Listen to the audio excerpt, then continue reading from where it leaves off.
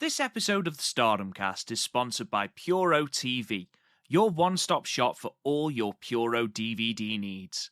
From Stardom to New Japan, from All Japan to Ice Ribbon, as well as incredible box sets documenting the best matches of your favourite Japanese wrestling icons, Puro TV has it covered with new items added every week. And now, as a special gift to listeners of the Stardom Cast, Puro TV are offering 10% off. Simply go to puro-tv.com, use the promo code StardomCast at checkout and get 10% off your entire order. Once again, that's the code StardomCast to receive 10% off your entire order. The link to their website is in the podcast description. And now, on with the episode. Hey, this is Kevin Kelly, and you are listening to the Stardom Cast.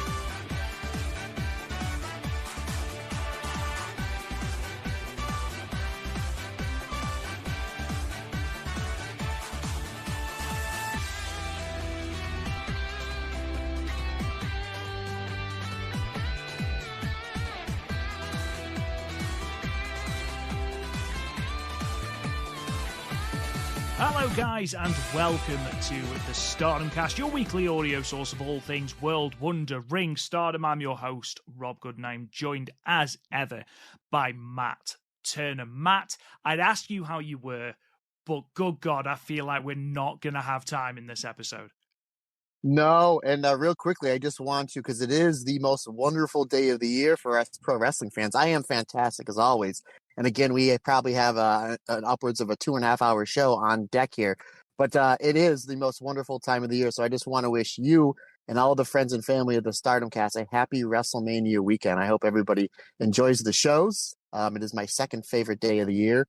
And I'm really excited for the two cards in the building as well. So the way that WWE has built these two shows up over the last few months, kudos to them, because I'm super excited for those shows this weekend. Yeah, I think it's one of those where no matter your feelings towards the WWE and no matter whether you watch the product or whatever, you get excited about WrestleMania season. It's like the Royal Rumble. You can parachute into the Royal Rumble. You don't need to know any of the stories or anything going forward. You're just like, oh, such and such is back for the Rumble. Oh, such and such is in the Rumble. And then you can tune out till Mania. But yeah, there are some very, very tasty looking matchups. Obviously, Sami Zayn and Kevin Owens taking on the Usos should be very good. Roman versus Cody, obviously. I know that Rey Mysterio and Dominic Mysterio is also on the card, which should be entertaining. And then, of course, there's the two women's matches, which, you know, Rhea Ripley and Charlotte are going to absolutely tear it up, as are Bianca and Rhea. Not Bianca and Rhea. What am I talking about? Bianca and... Oh my God! We got a lot of show, Asuka. folks. Asuka, come on now! Oh my God! We're a Stardom Joshi podcast. Come on! It's genuinely. It's because I'm looking at my notes and I've seen Mercedes Mone, and all I could think then was WrestleMania 37, where it was Bianca Belair and Sasha Banks, and I was like, "It's not Sasha Banks. It's not Sasha Banks. Who is it?" You're right. But yes, obviously, we have got about 12,000 hours worth of Stardom to talk to you about today, as well as an absolute shed load of news as well that's managed to leak out of the Stardomverse. But we're going to start, Matt. Obviously, earlier this week, we dropped our Allison Danger interview. And I say earlier this week, it was literally yesterday as we record. But I just want to echo what I said on Twitter and say that it was possibly one of the most fun episodes I've ever recorded. Considering we are a Stardom podcast, we spent a frighteningly little amount of time actually talking about Stardom, but it was so interesting hearing, obviously, about Allison's tour of Japan, about the wrestling house, everything Ring of Honor, and all of that stuff from her past, and of course her time in NXT working with the likes of Io Shirai. It was really, really eye opening, and I can't wait to do it again, Matt. Yeah, I've already gotten tons of positive feedback on how much everyone loved the episode, and I did send her a message just to let her know, I'm like, hey, the podcast is going up. We're just going to tag you on Twitter, and she said she definitely 100% wants to come back and do the show. I've been sending her some matches from Stardom, some Sherry versus Utami stuff. I may send her the some of Saya Kamatani's white belt reign, just so she has something a little familiar to go off, and then. Once we do that and we hammer out a date, we will definitely have her back on. But yeah, absolute blast. And the feedback we've gotten already as we drop that podcast again, as we record this, probably about 17, 18 hours ago. And I've gotten loads and loads of nothing but fantastic feedback. So I'm glad everybody has enjoyed not just the interview we've done with Allison, but the ones we do with Karen Peterson and the ones the one we did with Kevin Kelly, because there is going to be a lot more interviews coming down the pike. And Rob knows this because if we get 10% of the people that I've sent emails to in the last 3 months, oh boy, I'm like, hey, by the way, Rob, I got this person's contact information. I sent him an email. I think Rob just copy and paste his response. I'm like, yeah, that's awesome, man. Just let me know what they say. So it's to say that I am super aggressive on trying to get these interviews would be an absolute understatement. Because I was like, even last week, I'm like, you'll never guess whose business contact information I got. Like, did you send him an email for the podcast? Sure did, buddy. Sure did. So yeah, I'm glad everybody's liking the interviews. Like I said, if we can get at least 10% of the people that I've been trying to contact with, that we're just gonna just have more of a ball with these interviews. Absolutely. So I feel like that's a pretty good segue. Let's what's coming up on the Patreon this week, Matt? Aside from obviously our Alison Danger interview, which I've also put up for our free listeners as well. We have just wrapped up Momo March Madness. Not 1, not 2, but 3 episodes have dropped this week. We have done the alternate commentary of Momo and Starlight Kid challenging Hazuki and Koguma FWC for the Goddess of Stardom Championship from last year at World Climax. Also, the 2018 complete Momo Watanabe Cinderella review. That should be up in your feeds by the time you listen to this. And also, because I'm generally what I think is a nice guy, I gave a bonus episode, another alternate commentary from Queen's Fest 2018 as Momo Watanabe challenges Io Shirai for the Wonder of Stardom Championship. And actually, when I did the alternate commentary, that's the first time I've actually watched the match on Stardom World. And I kind of just wanted to just throw a little bonus thing on there. And the reason why, and spoilers for a match that's 5 years old, because I've seen this match, I believe, on YouTube, on an Io Shirai comp I have, and a Stardom 2018 comp I have. So what happens is if you watch the match on Stardom World, or if you are when you do watch the alternate commentary with me, is at the end of the match when Io hits the moonsault and pins Momo, her leg is covered in blood. And you don't see it. I don't know why Stardom World cut it off. But again, I think if it's available on that version, the longer version's available on YouTube, maybe I'll put it on my Twitter. But what happens is the ending segment of the match is Io hits the palm strike, tombstone, moonsault, and she catches Momo with this palm strike right in the chin and just busts her wide open. So at the end of the match, after Io pins Momo, Azumi and Hazuki, who are also members of Queen's Quest at the time, basically come in and rush and try to clean up all the blood that's on Momo Watanabe. And Io Shirai cuts this fantastic promo where she basically says, hey, I'm the leader of Queen's Quest, but you three, meaning Hazuki, Azumi, and Momo, if you guys want to get to my level, you really need to pick it up. So not only was like the blood kind of cut off, but that really good promo from Io Shirai. And considering the fact that 5 years later, Azumi, Momo Watanabe, and Hazuki are doing quite well from themselves. So I think they must have taken the GOAT's advice. So yeah, so that is what is up on the Patreon. Again, we wrapped up Momo March Madness, which rolls us right into April for Insane April. The votes are in. Thank you everybody who voted. So the bi-weekly podcast for Insane April, which obviously is Kairi Sane, Kairi or Kairi Hojo, whatever you want to call her, themed, will be Kairi's 2017 Mae Young Classic win, as well as Kairi's complete World of Stardom Championship review. So those will be the bi-weekly podcasts coming up on April. But coming up this Monday, I'm so excited to do the alternate commentary with you, my friend, for one of my favorite Stardom matches of all time, probably my favorite match of all time that features our subject for the month of April, KAIRI, as KAIRI teams with Meiko Satomura to challenge Mayu Iwatani and Io Shirai, also known as Thunder Rock, for the Goddess of Stardom champions. So that'll be up on your feed this coming Monday. So I'm super excited to call that match with you. And you have not seen it before, folks, please go and watch it because it's an absolute banger. And also, I did make a mention a few months ago that if we hit over 50 Patreons, I will be doing a complete Sherry World of Stardom Championship review. I know we've hit over 50 probably about 2 months ago. I've just been so busy. I have not gotten to it. I will have that up by the end of April.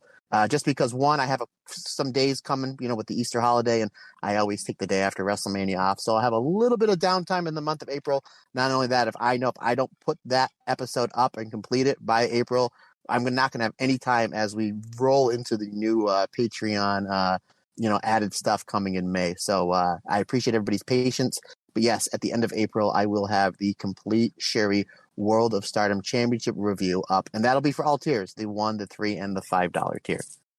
And just sort of to tie off all our Patreon stuff, thank you so much for the positive reaction to some of the rebranding we've already gone through. I spent a couple of hours yesterday just updating the logo and the podcast artwork for the Stardom Cast Extra, making sure that the header image matches the schedule for the foreseeable future on the Patreon, including what bands and what tiers they're on. That's also pinned to the top.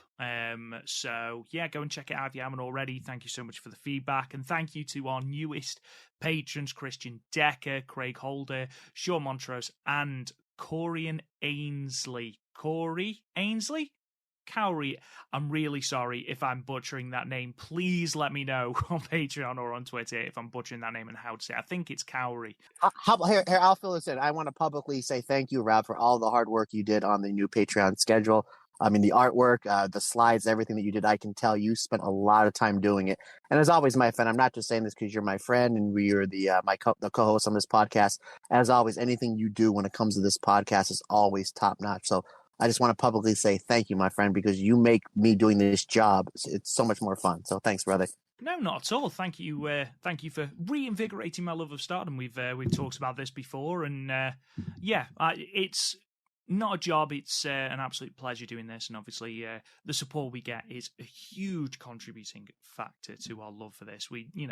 The positive feedback we get is absolutely incredible. Let's talk about some news then, because good Christ, there was quite a lot of news coming out of Stardom, and perhaps none bigger than the fact that we have our IWGP Women's Championship match for Sakura Genesis on the 8th of April. We'll, of course, do a little bit of a preview for that next week. But the match, originally we thought it was going to be Mercedes Mone versus Azumi. That seemed to have been the widely reported match. However, we did talk last week about how Hazuki wanted a shot at this belt before Mayu Iwatani gets the shot at Yokohama. And it turns out that we have a three-way at Sakura Genesis. So it'll be Mercedes Mone, the champion, making her first defense of the belt against both Hazuki and Azumi.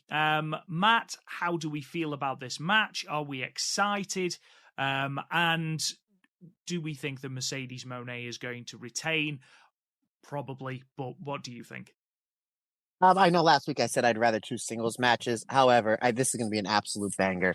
I guess my only concern is if something gets messed up in the ring, like the language barrier, might be the point where Hazuki would just boot Mercedes in the head and throw her out of the ring, and you'll see a mini match with Azumi and Hazuki. However, me being the positive person I am, I don't feel any of that's going to happen. I think these three ladies are going to absolutely blow it out of the water. And it's just really nice. Obviously, a lot of eyes are going to be on this show, especially over here in the States, because one, Sasha Banks / Mercedes Mone is in the match. So for me, it does my heart good that not only we're going to see a lot more eyes on Azumi, but Hazuki as well.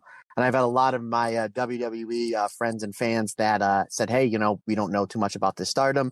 We're obviously going to watch because, Sasha Mercedes is one of our favorite wrestlers. What can we expect without you saying 5,000 words, what can we expect in this match? And my overall response is high-speed violence. I think I would be correct in saying that, would I, my friend? Absolutely. I think for anyone that watched the Cinderella tournament, we had a 5-minute sort of snippet of what we might be able to expect. So, yeah, it's very, very exciting.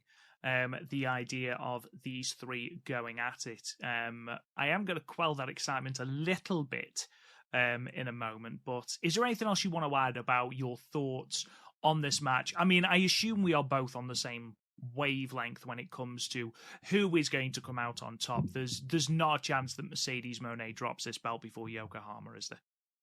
No, obviously it's a dream match for anybody that's an absolute purist of wrestling, especially women's wrestling.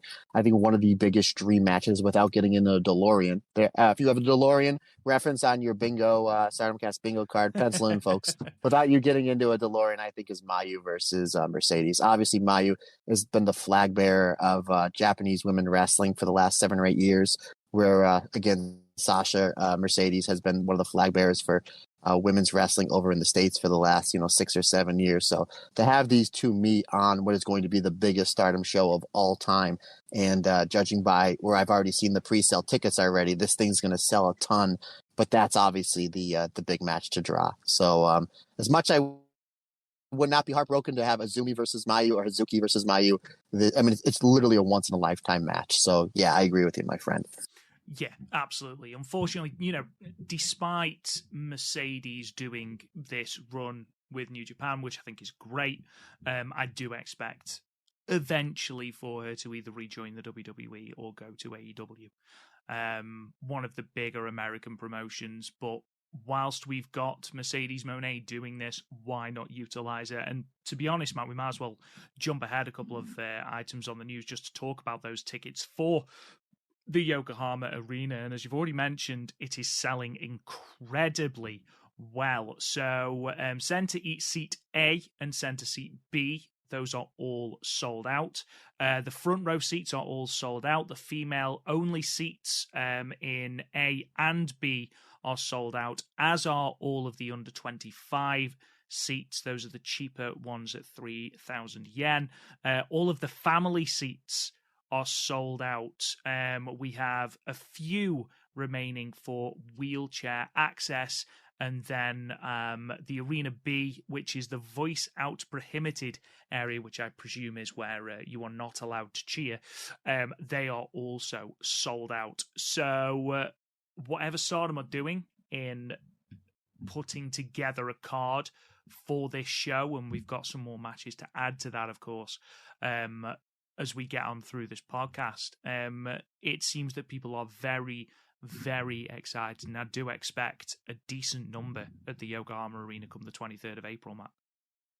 Yeah, again, I'm not sure what this building scaled down to, but I know back in the 90s when All Japan and All Japan Women's would run, I think it was over 16,000. And if I'm incorrect, please, correct me. So I don't know what the building is, if it's scaled down or if they're going to do a fancy, entranceway or whatever. We just know that all those areas are sold out. So if anybody has a rough estimate on how many tickets that they're sold, by all means, please, tag me and Rob or DM us, and we will definitely give you a shout out on the podcast, because I'm always intrigued by any wrestling company or really any sports venue on when tickets are selling, because it just shows you, what's working, what's not working.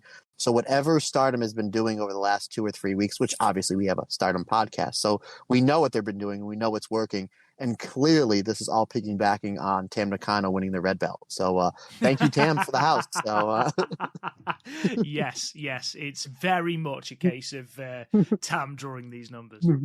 Purple looks good with red, brother. Purple looks good with red. We've got some stuff actually to talk about, sort of going off what we were talking about last week on Julia and Tam, actually, which I think you're going to find quite interesting.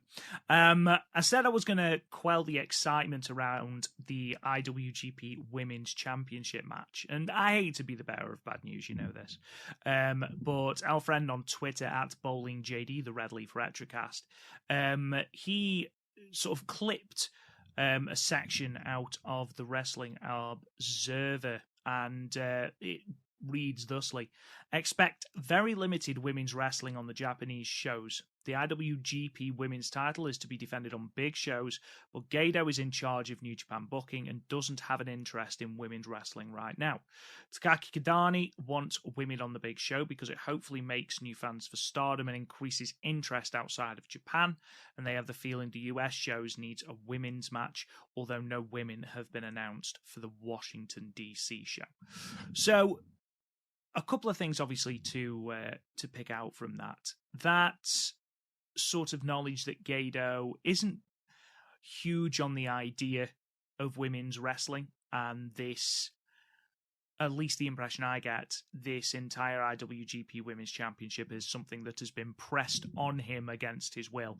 It might explain, or it might go some way to explaining the shorter time limit that Kairi and Tam were given at Wrestle Kingdom 17. I don't know how that will affect the match we've just been talking about, Sakura Genesis. This match isn't the semi-main. I believe it's 5th from the top or 4th from the top.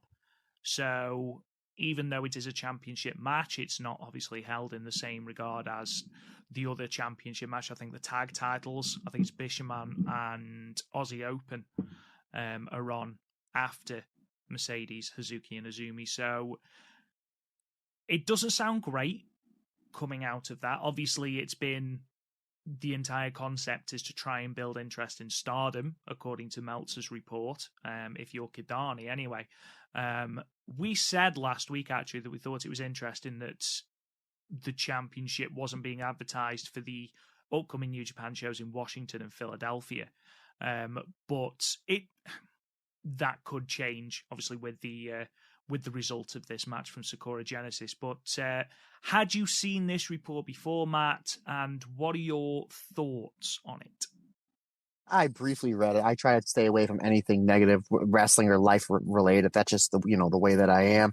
But I mean, let's take a look at the let's go as positive on this as we possibly can, right? Okay, so say I don't think they're going to give Mercedes Mone is going to call her own shots. There's one of the reasons why she signed this deal with Stardom in New Japan is she's going to have somewhat creative control over her matches. So if they tell her she's got 5 minutes for this match, she's going to be like, no, I'm going to have 10, and that's that, right? Then that she's the biggest star on that show, and that's all due respect to Okada, Tanahashi, and, anybody else, because the WWE umbrella, which she was a main eventer in for so many years, goes worldwide, right? So here's another thing. Say they only have 5 or 6 minutes for this match, which would be an absolute crime. Do you want your 5 or 6 minute match to have anybody better than Hazuki and Azumi in it? I mean, they are just blistering on what they do. They can go and tell a good story in 5 or 6 minutes. I don't think they're going to have that least amount of time, but if it does get cut short, you have two of the best wrestlers in the history of the high-speed wrestling division in there to do it. So regardless if they have 5 minutes or 10 minutes, I think it's going to be a banger. As far as Gedo, clearly, obviously, he does not have a huge foothold for women's wrestling. He's been, arguably the best booker in wrestling, the last 10, 11 years, really ever since he took over the book in 2012. What he's been able to do, with New Japan over the last 10 years has been absolutely outstanding. The shows are great. They're drawing money. They've done a pretty decent job over here in the States. I know last year you went to a show over there in England, which I believe drew pretty well. So he knows what he's doing. However, I really feel, and I don't think anybody's going to disagree with me, I really feel he's missing a boatload of the audience by not featuring more women's matches and putting more of a spotlight on the women wrestling, over there. They have it. You literally have a working deal with the best women's wrestling company in the world, Stardom. Why can't you pluck 3, 4, 5, 6 women for one of your bigger shows and put them in a tag, have a tag match, have a singles, have a 6-person tag? I really think he's missing the boat there to get more eyes on the product, but that's just me. Yeah. So if I were to push you and were to say, is this match going to get under or over 10 minutes or 10 on the nose, where are you going? I'm going to say 10, and if I am wrong, if it goes 10 minutes exact or below, I will buy you a beer, Rob Goodwin. So how about that? We'll add it to the tab. It's a lot there, buddy. Your liver better be prepared. WrestleMania weekend next year. Yeah, it's going to be an interesting one. I'm quietly hopeful that A, with it being a triple threat, B, with it having Mercedes Mone in it, I feel like you don't just throw a match with Mercedes. If you're New Japan and you know the draw that Mercedes Mone is, I feel like you're not just going to chuck it away for a 5-6 minute match. I think if KAIRI was still the champion, we would be having a very different discussion. I think that match would get under 10. I don't think there's anyone that would argue that. But I am quietly hopeful. You hit the nail on the head when you said that if it is going to be a short match, who better to take that short match by the horns and take it for a great ride than Hazuki and Azumi? I mean, as I've already mentioned, they sort of showed a very small snippet of what they can do together in the Cinderella tournament on Sunday. So, yeah, we'll be positive. We'll obviously give a full review and things like that, and we'll have a look a bit more in depth next week on the podcast. Sticking with the IWGP Women's Championship, it does look like Sari. I think it's Sari or Sari. I can never say it right. I'm going to go with Sari. If it's wrong, tell me. You are. If he's wrong, Rob is sorry. See what I did there? Honestly, mate, fantastic. But in an interview, Rothy Ogawa said that if Sari wants to challenge for the IWGP Women's title, she should come to a Stardom show and express her determination. So it does look like she's at least in the conversation. I would argue that this will be post-Yokohama. Obviously, just before the pandemic, we were supposed to have Mayu Iwatani versus Sari before Sari got picked up by the WWE and was then replaced with her name. Takumi Iroha. Thank you. I was going to say Inaba, and I was like, no, that's not right. Takumi Iroha in an absolutely fantastic match. So I wonder if as I sort of predict, that Mayu takes the belt from Mercedes Mone at Yokohama, it would not surprise me if Sari comes out after the match to be the first challenger to the belt. Oh, yeah, you can play off that storyline from 2 years ago. Good call, buddy. It's just, it makes sense. And then we can go with whatever we want now that Mayu Iwatani's contract is sorted. Obviously, she'll be going all around the world and defending it, but it'll be interesting to see who is the first challenger, because I do see it being Sari. If it wasn't going to be Sari, she wouldn't have been mentioned at all. One person it could have been, had the big creative shift in WWE not happened, is Dakota Kai. Because according to Dave Meltzer, and this is courtesy of Peps Wrestling at P_Wrestling, Dave Meltzer reported that Dakota Kai actually had a deal in place with Stardom before Triple H brought her back. And Io Shirai was also apparently close behind her. So, in the words of Peps on Twitter, we were so close. Couldn't wait 2 more weeks. Couldn't wait 2 more weeks, could you, Trips? Couldn't wait 2 more weeks to take over. Damn it. Honestly. I mean, with the greatest respect to Dakota Kai, obviously she's a former Stardom champion, artist of Stardom champion as Evie. She's challenged for the high speed belt against Mayu Iwatani, so she's been in Stardom, done the big matches. But if Io Shirai had come back, oh my life. And to know, I think it's worse now that we know that we were so close to getting her back. I mean, there's people who've said, oh, she lost again on Monday. Yeah, she also had 20 minutes on screen, on Raw, on the go home to WrestleMania, and is wrestling at WrestleMania. So it's really not that bad. But I feel if Vince was still in charge, Io would be in Stardom right now, without a shadow of a doubt.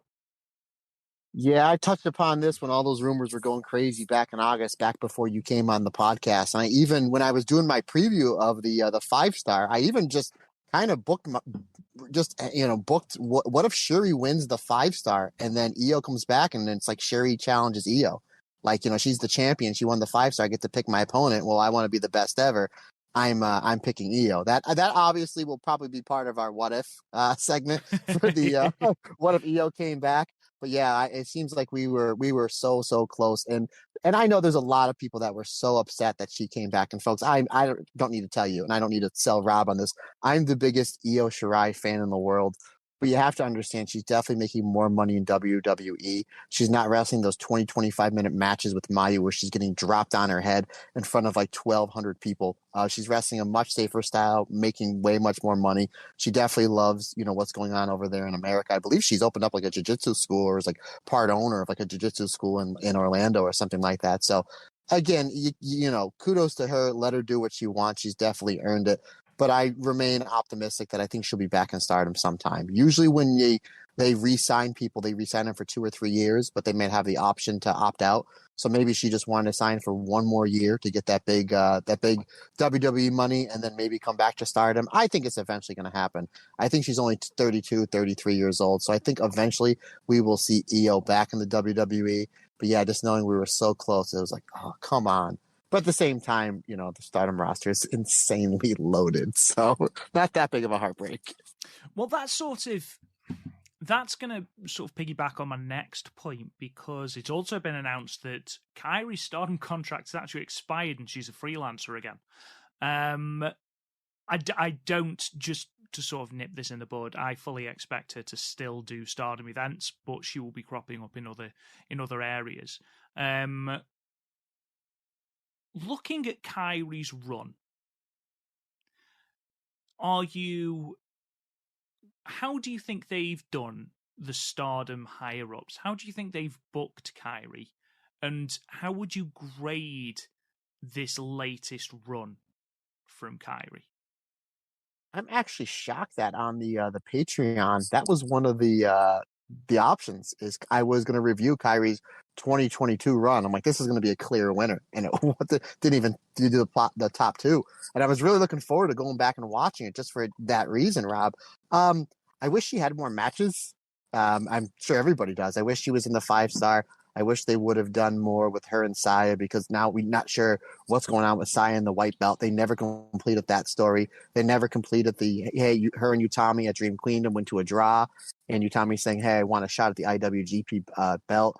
That story just kind of, obviously with her losing to Mercedes, fell by the wayside. I agree. I think she's going to do freelance stuff. I don't think she's going to go back to the WWE. I think you may see her maybe even pop up in AEW from time to time just to do a few shows. But I don't see her leaving Japan to go back to America full time. That's one of the reasons why she came back to Japan, is to get married and to come back home. But the booking with her, again, I thought it's been really good. I mean, I guess technically she's lost 1 match in Stardom. Obviously, we'll talk about that as we get closer to the 2-hour portion of this this podcast, Rob. But she hasn't been pinned, and I thought all of her matches she had was really good. Her teaming up with Mayu in the return, her match with Mayu in the finals of the IWGP tournament was fantastic. Her match with Saya was great. Her match with Utami was great. Her match with Starlight Kid was really, really good. There's just a lot left on the table. Like, obviously, when we want to see the Julia match, we want to see the Mayu match in proper Stardom. I think that's a matchup that everybody wants to see. The Momo Watanabe match, that's at the top of my list. And I would like to see her kind of almost doing what Nanae Takahashi's doing with working with the younger talent. Like, I would love to see her and Mayu team up to go up against, like, maybe a Wingori, something like that on a Korakuen Hall show. So, obviously, I mean, she's going to pick and choose where she wants to wrestle. But I don't think anybody can deny that when she's in the ring, or even not in the ring, when she cuts the curtain, she gives nothing less than an A+++ effort. I mean, they really getting their money's worth out of her. Again, her contract's up. I would just like to see her do more Stardom shows. You've actually brought up what is my point, or my main point with this. Her match with Mayu, fantastic. I really enjoyed her match with Saya Kamatani, a match with Utami, and a match with Starlight Kid. Would I like to have seen her wrestle more? Yes, absolutely. But if she wrestles more, she loses that sort of star attraction gimmick. My only thing is, who has she put over since she come back? That's my only sort of negative about the entire Kairi run. And I know that, she can choose, she's a big star, she can choose. But if you look what Nene Takahashi's done, and as sort of hesitant as I was when Nene came back and she was suddenly in a red belt match, she's the Goddess of Stardom Tag League winner, she's won the tag belts, you cannot deny that so many people have benefited from being in the ring with Nene Takahashi. From Lady C to Miyu Amasaki to especially Waka Tsukiyama. Nene has done more for the lower card talent, no disrespect meant, of Stardom than I think anyone was expecting. And, spoilers again, if you're listening to this, we're going to be talking about New Blood Premium. But to get rolled up clean by someone who hasn't won in 170 odd matches, considering you've only been pinned once in Stardom up to that point, and then to call out that person as your rival, Waka's instantly sort of catapulted up that card. And I feel like KAIRI, maybe not with someone like a Waka, but certainly with Saya Kamatani, I feel like she wouldn't have lost anything losing clean to Saya Kamatani. I feel like if you were going to do a time limit draw with Saya Kamatani, you need another match. But obviously with her contract expiring and with her doing freelance and therefore potentially less Stardom shows than she's already doing, I feel like ultimately, irrelevant of how good the in-ring quality is, because that's undeniable, was it a bit pointless? I'm just sort of thinking out loud, Matt, but do you see my point? I 100% see your point, and I'm not saying that you're wrong, but I'm just going to kind of counteract with this. This is what's great about wrestling. It's, it's all subjective. I totally see your point, but you're comparing KAIRI to Nanae. Nanae is 43, 44, still has a lot left in the tank. I mean, geez, if you can wrestle until you're 60, by all means, but she's kind of on that point of her career that's her spot right now, is to get the younger talent over and ready. And she's done an A+++ job. And I mean, when you look at these shows that we're going to pretty much lightning round review, I mean, literally, you can say the Stardom roster just insanely stacked. I'm like, oh my God, you literally can put Saida in any wrestling, women's wrestling company in North America, and she's instantly better than 85% of the roster.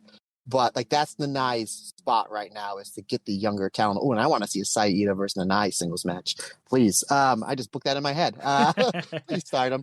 But KAIRI, who's significantly younger, coming off a pretty successful run with the biggest wrestling company in the world, I don't think she's at that point in her career yet where she needs to be putting the younger talent over. And by no means, by what I mean by putting them over is by eating pinfalls. Well, I think everybody benefited from being in the ring with her, whether it was a Utami, a Starlight Kid, a Miyu Amasaki that was kind of picked for that match, a Tam. Again, obviously, I wish their match at the Tokyo Dome was much longer. I think that because they got more eyes on them, so I think they benefited in that way. So I see I totally see your point of view and see where you're coming from, but I just don't think KAIRI's at that point in her career where she needs to kind of be doing what Nanae has been. Fair enough. I'd love to hear actually what our listeners, our patrons, and people on our Discord actually think of KAIRI's run. Just, on an in-ring, from an in-ring standpoint and also from a booking standpoint. I'd love to know what people would do differently or what they keep the same and, vice versa. Let's look ahead to Yokohama, and thank you to @GloriousRoyals on Twitter, who translated part of, at least, the Tokyo Sports interview that Tam Nakano gave. And it reads thusly: Tam Nakano is frustrated because she is consistently top 2 in merch sales, was voted 3rd most popular in the Stardom general election, whilst Julia wasn't even in the top 10. And because Julia's first 2 championship defenses have been against her former Ice Ribbon peers Suzu Suzuki and Mai Yukihi instead of full-time Stardom talents. Tam also claims to be a better faction leader because DDM has stagnated since Natsupoi left, while she won the Goddess of Stardom championships with her immediately and helped Waka get her first win. I feel like that's up for debate, but there we go. Tam then says if she becomes champion, she will raise everyone's salary by proxy of her selling a ton of merchandise after winning the red belt. Julia has come back to this and basically said, it boils down to, yeah, well, Tam's got plastic surgery because she's got that desperate need for people to think she's pretty and cute. So that's the two sides to the argument. Do you think Tam has a point, Matt? Well, of course you do, because you're a huge Tam fan. But, taking your huge Tam fandom, your Tamdom, out of it for a second, do you like where they're going with this? Obviously, I'm a huge fan of Julia as well. Yes, I am a giant fan of. I do walk the Tam Road, if you will, hashtag Tam Road. Yeah, I mean, you kind of see your point if she's top in merchandise and top this and top that. And I heard rumors, and I know me and you were discussing it. We were trying to put it up on the podcast. We were trying to find if it was true or not. But from what I understand, her merchandise sold out faster than anybody else at Wrestle Kingdom. And we were looking for factual information, and we never reported it. Just based on because we want to, we try not to report in rumor and innuendo. We tried to report in facts, so we couldn't find it. But yeah, Tam, and you can even see it in the crowd when Tam comes up for matches. There's a lot of Tam towels, a lot of Tam shirts. So you kind of see your point, as always with business as hot as it is in Stardom. You got to go with the hot hand. So Tam almost kind of lobbying to the Stardom accountants, if you will, that like, hey, I'm, top of this, top of that. I'm selling more merchandise. And if I win the red belt, obviously, wrestlers get paid off a portion of the gate. If I win the red belt, it's going to make more money for the company, which means make more money for everybody underneath me. I mean, you would always hear those stories back in the 80s when the WWF would run 2 shows. Everybody wanted to be on Hogan's shows because Hogan was drawing more money, and the same thing in the 90s with the Austin shows. So it's like, yeah, I see where Tam's coming from with that.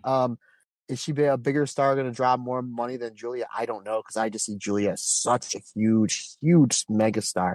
I mean, I think we all saw this red belt run coming, 6-7 months away. Even you, probably even longer, since you've been watching Stardom longer, is how well they've just been pushing her. And I mean, and she's, hit a home run. But as far as Julia's rebuttal, I don't think she needed to go there. That's just not me being a huge Tam fan. I thought that was a little low, but at the same time, Jerry Jarrett would always say personal issues draw money, and they're going to try to draw as much money as they can come the Yokohama show. Yeah, absolutely. I don't think Tam walks out of Yokohama as the red belt champion. Much as she does shift merch, it's about more than that, I think. And I feel like they have wanted Julia on top of this company for a long time. I feel like they've had to wait a little bit longer with Julia's injury in 2021. I do feel like she was probably going to be crowned at the end of 2021 had she not got injured and had they not captured lightning in a bottle with the Syuri and Utami feud.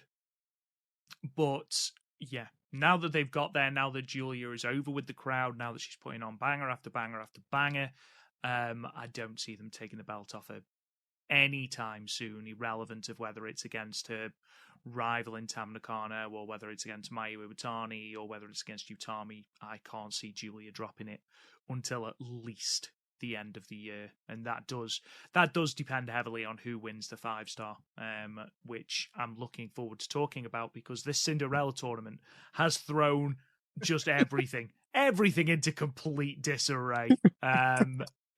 Final thing I just want to talk about is that Natsuko Tora is making an appearance on Netflix on a show called Ariyoshi Assists, which, according to the Netflix description, is a Japanese comedy variety show where Hiroyuki Ariyoshi, nailed it, assists a different celebrity MC in every episode. Presumably Natsuko Tora is going to be a celebrity MC, so yeah, keep your eyes out for that. There's no date at the moment, I don't think, for when she's actually going to be on that show, but yeah, if you're a big Ariyoshi Assists fan, watch it and tell us what it's like. But yeah, that's all the news. I told you there was a lot. We've gone nearly 45 minutes. We haven't even talked about a show yet. So yeah, I'd love to know, like I said before, I'd love to know what your thoughts are in the collected Stardom cast verse about the news about the IWGP Women's title and where it sits on the Gedo totem pole, and obviously about KAIRI as well. But let's start delving into these shows. Now, obviously, the main portion of this podcast is going to be talking about the doubleheader at Yokohama Budokan, the New Blood Premium show from the 25th of March, and the Cinderella tournament opening round from the following day, the 26th. However, between last week's podcast and this week's podcast, there's been about 23 shows uploaded. Now, with the greatest will in the world, I simply could not watch them all in time for this podcast. I just couldn't. Matt, however, apparently doesn't need sleep like a normal human being. So what we're going to do is we're just going to run very, very briefly through each of these cards, sort of give you the date, the show, and the place, and then Matt's going to sort of give you what matches you need to check out from those shows. So with that, we are going to start way back 2 weeks ago, on the 16th of March, the show from Osaka ATC Hall, and that was main evented by the 8-woman tag match. God's Eye, Amisori Mirai, Syuri and Konami defeating the Uedatai team of Momo Watanabe, Natsukatora Ruaka, and Starlight Kid in 16 minutes and 24 seconds. Matt, what should people be checking out on this show? I'm going to say this quite often because there's a lot of shows to go through. Anything with Mina Shirakawa and Mariah May tagging up, watch. I know, we've kind of said if Mina doesn't win the white belt, where does she go from here? I'm literally saying if she doesn't win the white belt, I think her and Mina need a tag run. So anything with Mina and Mariah May, please go and watch, because I think that they're gelling as a tag team, considering the fact they've only been teaming for 3 months, has been outstanding. And also, if there's a match that you want to talk to me about in long form, just send me a DM, because yes, I am insane, and I've watched all the other 6 or 7 shows that were posted in the last 6 or 7 days. So yeah, anything with Mina and Mariah May is really good. Let's see, the Julia versus Himika match was really, really good. I had that one at 4 stars. Another match I had at 4 stars was Azumi Sayakamatani and Utami, Queen's Quest taking on Hazuki, Han, and Koguma. That was really good. I would go out of the way to see that. Meltier versus Mike and May Sakurai was really good. These shows were phenomenal. Like, they could have put some of these shows on like a pay-per-view and I would have paid for them. They were that good. And yeah, the main event, the 8-person tag was really good. But I would definitely go see Julia versus Himika and Queen's Quest versus Stars. Definitely go out your way to see those 2 matches. Okay, let's move on to the 18th of March, which was a special day because it was Mayu Iwatani's return to Yamaguchi. And this show is obviously called the Mayu Iwatani Triumphal Return from the KDDI Ishin Hall in front of 741 people. This, of course, was main evented by a match that I have actually watched, and I forgot to mention this earlier, Matt. The 6-woman tag, the Stars team of Hazuki, Koguma, and Mayu Iwatani, obviously empowered by the return of streamers for one night only, defeating the Uedatai team of Natsukatora, Saki Kashima, and Starlight Kid in 17 minutes and 1 second. Aside from the main event, which you should absolutely check out, it is one of genuinely, even including the 2 pay-per-views that we're going to be talking about in long form, I would argue this match is one of the better matches of this entire run of shows we're going to be talking about, Matt. Yeah, first of all, the streamers, obviously nice touch. And the fact that streamers are back for the first time in 3 years, streamers were thrown at the icon, the most beloved wrestler in the history of Stardom, Mayu, in her hometown. And the fact that after the streamers got thrown, she got jumped. Which I don't like to swear on this podcast, but what a bunch of assholes! Like, and again, that's their job. It's a whale tie. They're the big heels, and I was like, really, what a bunch of assholes! What a bunch of dicks! Why would they do that? My God, it's a whale tie. They can get away with it. But aside from that, yeah, the match was really good. And the other match too, you're gonna go out of your way to watch one other match on the card. Definitely watch the 8-person tag match between the Cosmic Angels / Club Venus team of Poi, Tam, Mina, and Mariah May versus Queen's Quest team of Miyu Amasaki, Izumi, Utami, and Saya Kamatani. As boy, we're going to be talking about Miyu Amasaki quite a bit, because as if the Stardom roster wasn't loaded enough, between what she did on the 2 pay-per-view shows and what she did in these 84 shows that were posted in between. So all of a sudden it's like, yeah, Miyu Amasaki's like, you know what? I want to become really, really, really good on the Stardom roster as well. But and you'll see flash the brilliance in that match. So definitely go and watch that match as well. talking about Miyu Amasaki, we're going to move to the following day, the 19th of March, which was from the absolutely beautiful KBS Hall in front of 570 people. And the reason we're talking about that is because we had another one of Nene Takahashi's passion injection matches. And this was against Miyu Amasaki, went 14 minutes and 28 seconds. Nene obviously won, but in that match, I felt like we saw a side of Miyu Amasaki I've been crying out for.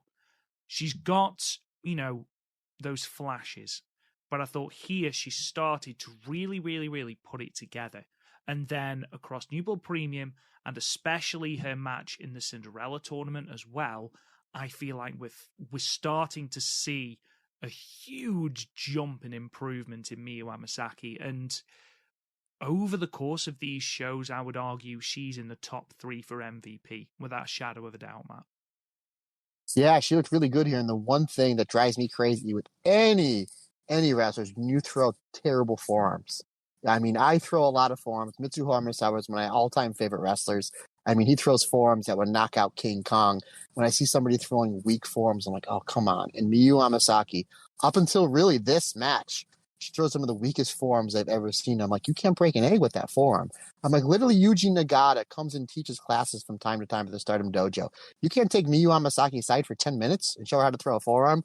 But she really, really had to earn it here with this match with Nanae Takahashi. Not only that, but again, we talked about it last week how Stardom really isn't known for their promos. They had a really good promo afterwards, where the whole passion thing, and kind of piggybacking off what you said just a few minutes ago, where Nanae Takahashi, her job is to come in and get the younger talent over. And oh boy, I would say other than what we're going to talk about in the Cinderella, this was her best match ever, and the fact that she probably had like 2 back-to-back best matches she's ever had, it really just shows you on the upswing that she's going to be. And I'm really excited to see where her career is going to go.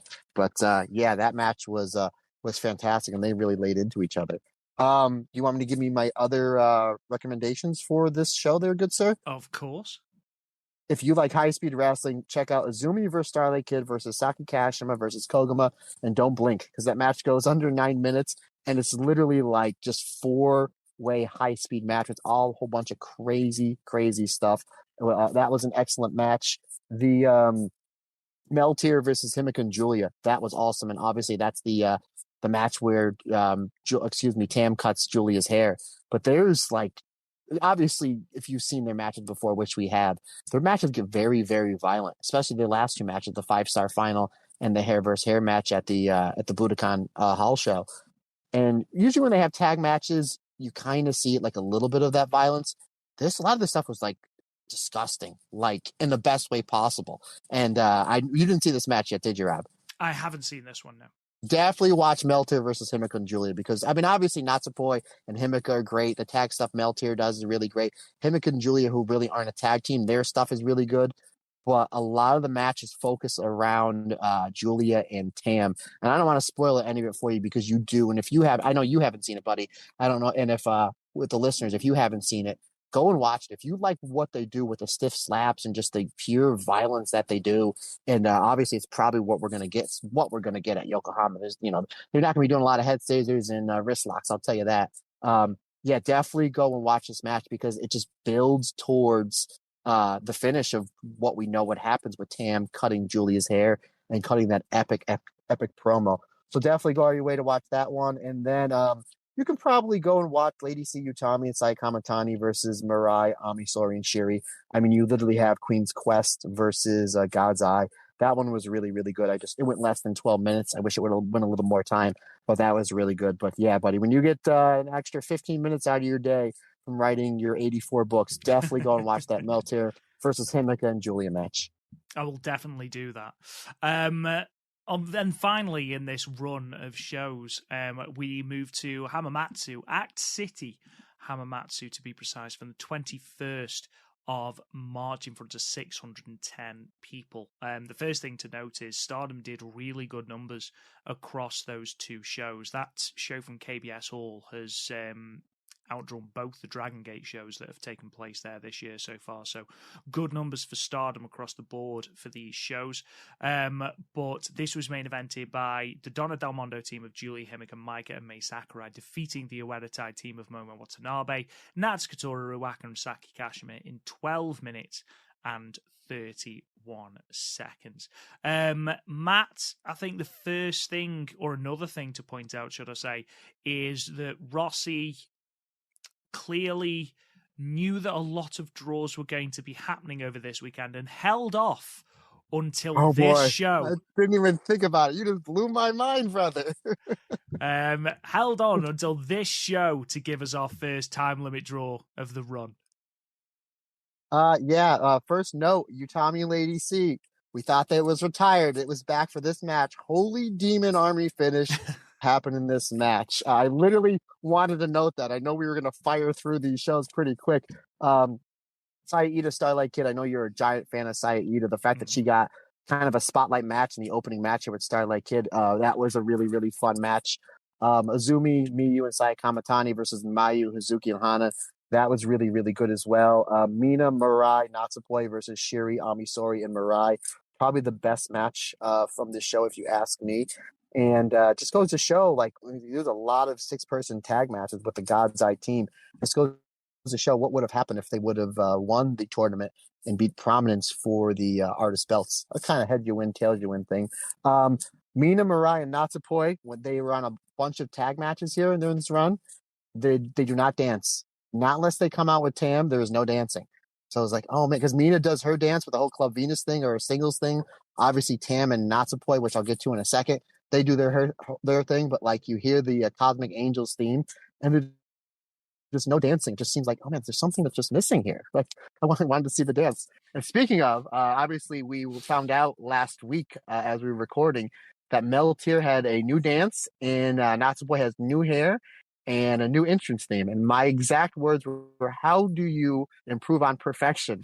Rob, they improved, right? That's exactly what I said last week.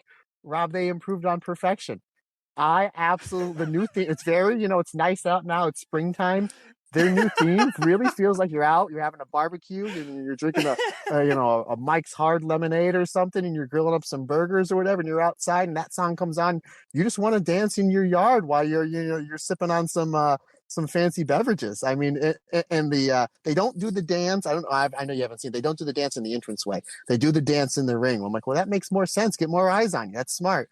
Natsupoi's hair, I'm still not sure about it. It's just so weird because she's so used to having the short hair that now all of a sudden she's got this super long hair. I'm just like, well, it's kind of weird from a performance aspect because Natsupoi does a lot of flips and stuff. Like, you figured it'd get in the way, but at the same time, Mayu has been wrestling with the tail for the last 10 years, and she makes it work. So, but yeah, I thought that I would not like the new Mel Tier theme, and it just seems like the weather's breaking, the sun's out. We got the windows down right now. Actually, myself, it's beautiful out. And that new Mel Tier theme, it just feels like it's very springy, very upbeat, very poppy. So, and the dance, I'm all about it.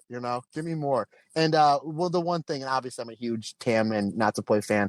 It's really nice to see all the tag matches that they had on all these shows. It just goes to show you how, and this is my bias aside, just how fantastic they are as a team. And if Tam does not take the red belt from Julie at the Yokohama show, I really hope that they get back into the tag division and have a proper run with the Goddess of Stardom Championship. It's very springy. I feel like you should be in charge of writing the reviews of the new Meltier album. Absolutely, sir. Absolutely. And the idea of you having a barbecue and putting on Meltier's album and your wife just looking at you going, what on earth is this? I'd like a video. I think everyone that listens to this podcast would love to see a video of your wife realizing it's Meltier and just that look of, oh my God, what is he doing? As you're sipping your, as you said, hard lemonade. That's the only thing you can drink.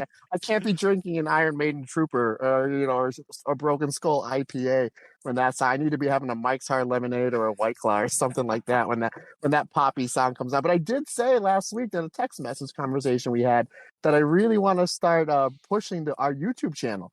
That's why I cut some upcoming promo, what's coming up on the show promos. But I think if we get a live reaction of Amber's face while I'm terribly dancing, and maybe if I fall and bust my ankle, it'll get more views. Yeah, maybe we'll put that up on the YouTube page. But when when the first time I did watch the new dance, the new theme, I was on my laptop and she just happened to sit on the couch and watch with me, and I'm like, oh, this is the new theme and the new dance. And I told her exactly what I just said. I said, I don't know how you improve on perfection. Of course, I got an eye roll, and then it happened. I'm like, this is amazing. And she looked at me, she shook her head, she goes, it's stupid, and then walked away. And I immediately texted you, and I said, I love the new Meltear dancing theme. Amber said it was stupid, and your exact response was, "Boy, I love your wife more and more each day." And I was like, I can't even win. I can't even win with you. Yeah. So who knew Matt was a fan of Tam and Nat's a point. Let's move on then to let's talk about New Blood Premium then. So Saturday, the 25th of March, 2023, the first show from the Yokohama Budokan of the weekend in front of 734 people. Now, Velkage, who we did call out last podcast to help us out with the Yokohama Budokan stuff, he's come back in spades, which is good, and he's put this on the Discord. Yokohama Budokan is very new. It was opened in 2020. Stardom show was the first show held there because they demolished the old building, the Yokohama Bunker, which I did not realize. I thought the Yokohama Bunker was next to it. I didn't realize they demolished it. It was on the same site, which is one of those venues that had a lot of awesome shows and matches. They are rebuilding the bunker again, so Budokan will be adjacent to the bigger new arena as well. The best drawing show in Yokohama Budokan was the Triangle Derby opening night, and it looked pretty full. You could potentially get 3,000 people in there, but I don't think Stardom has set up to do that. I think sort of 2,400 to 2,600 is much more realistic for that venue for wrestling, or Stardom in particular. One side being completely blocked by a stage hurts a lot. So thank you for that, Velkis. That does really help us out with sort of numbers and things like that. But we talked about the attendance number for New Blood Premium. I don't think Stardom can look at this in any other way, attendance-wise, because the card itself was great and the matches were really, really good. And I'd argue it's probably the best New Blood that they've done. However, attendance-wise, I don't think you can look at this as anything other than a disappointment, Matt. Yeah, I thought they would do, 1,100, 1,200. This wasn't even close. I mean, this was even, 734, which is a good number for a New Blood show. But considering you have, the crowning of tag champs, and you have KAIRI on this show and the whole Waka thing, I think they kind of just need to look at this and say, okay, if we're going, and I think they made an announcement where they're going to be doing these New Blood Premium pay-per-views every now and again. I think you have to put either a white belt or a red belt title match on there, or a high-speed future New Blood Premium tag, like just, kind of load it up.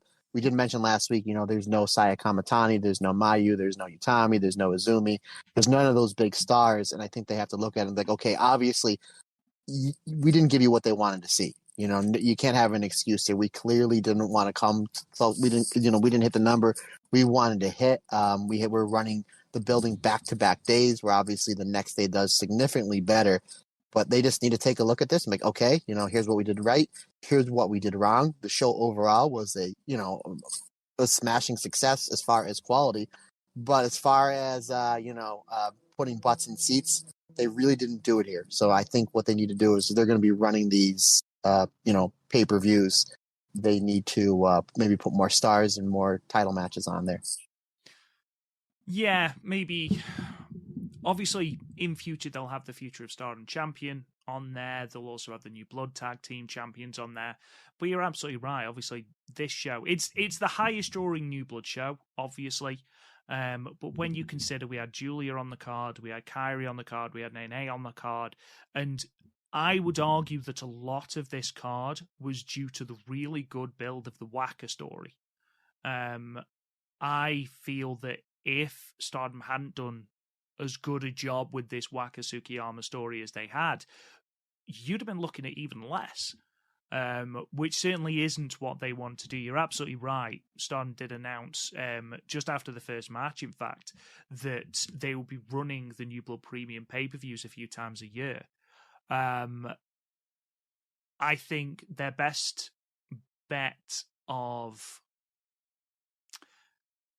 doing better numbers for these pay-per-views is carry on doing back-to-back nights with a pay-per-view the following night. I know it's a pain to pay for, but from a logistical standpoint, you are already there.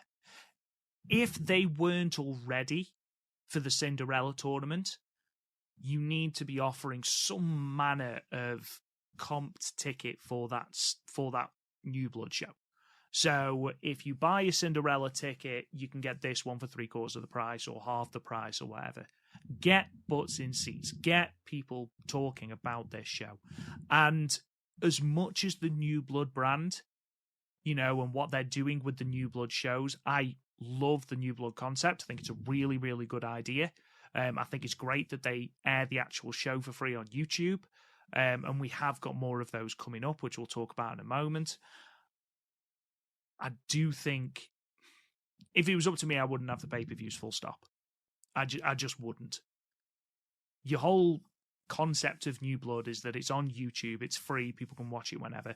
And Stardom are already running 4,825 pay-per-views a year anyway. Okay, there are very few months where they don't run less than 2 pay-per-views.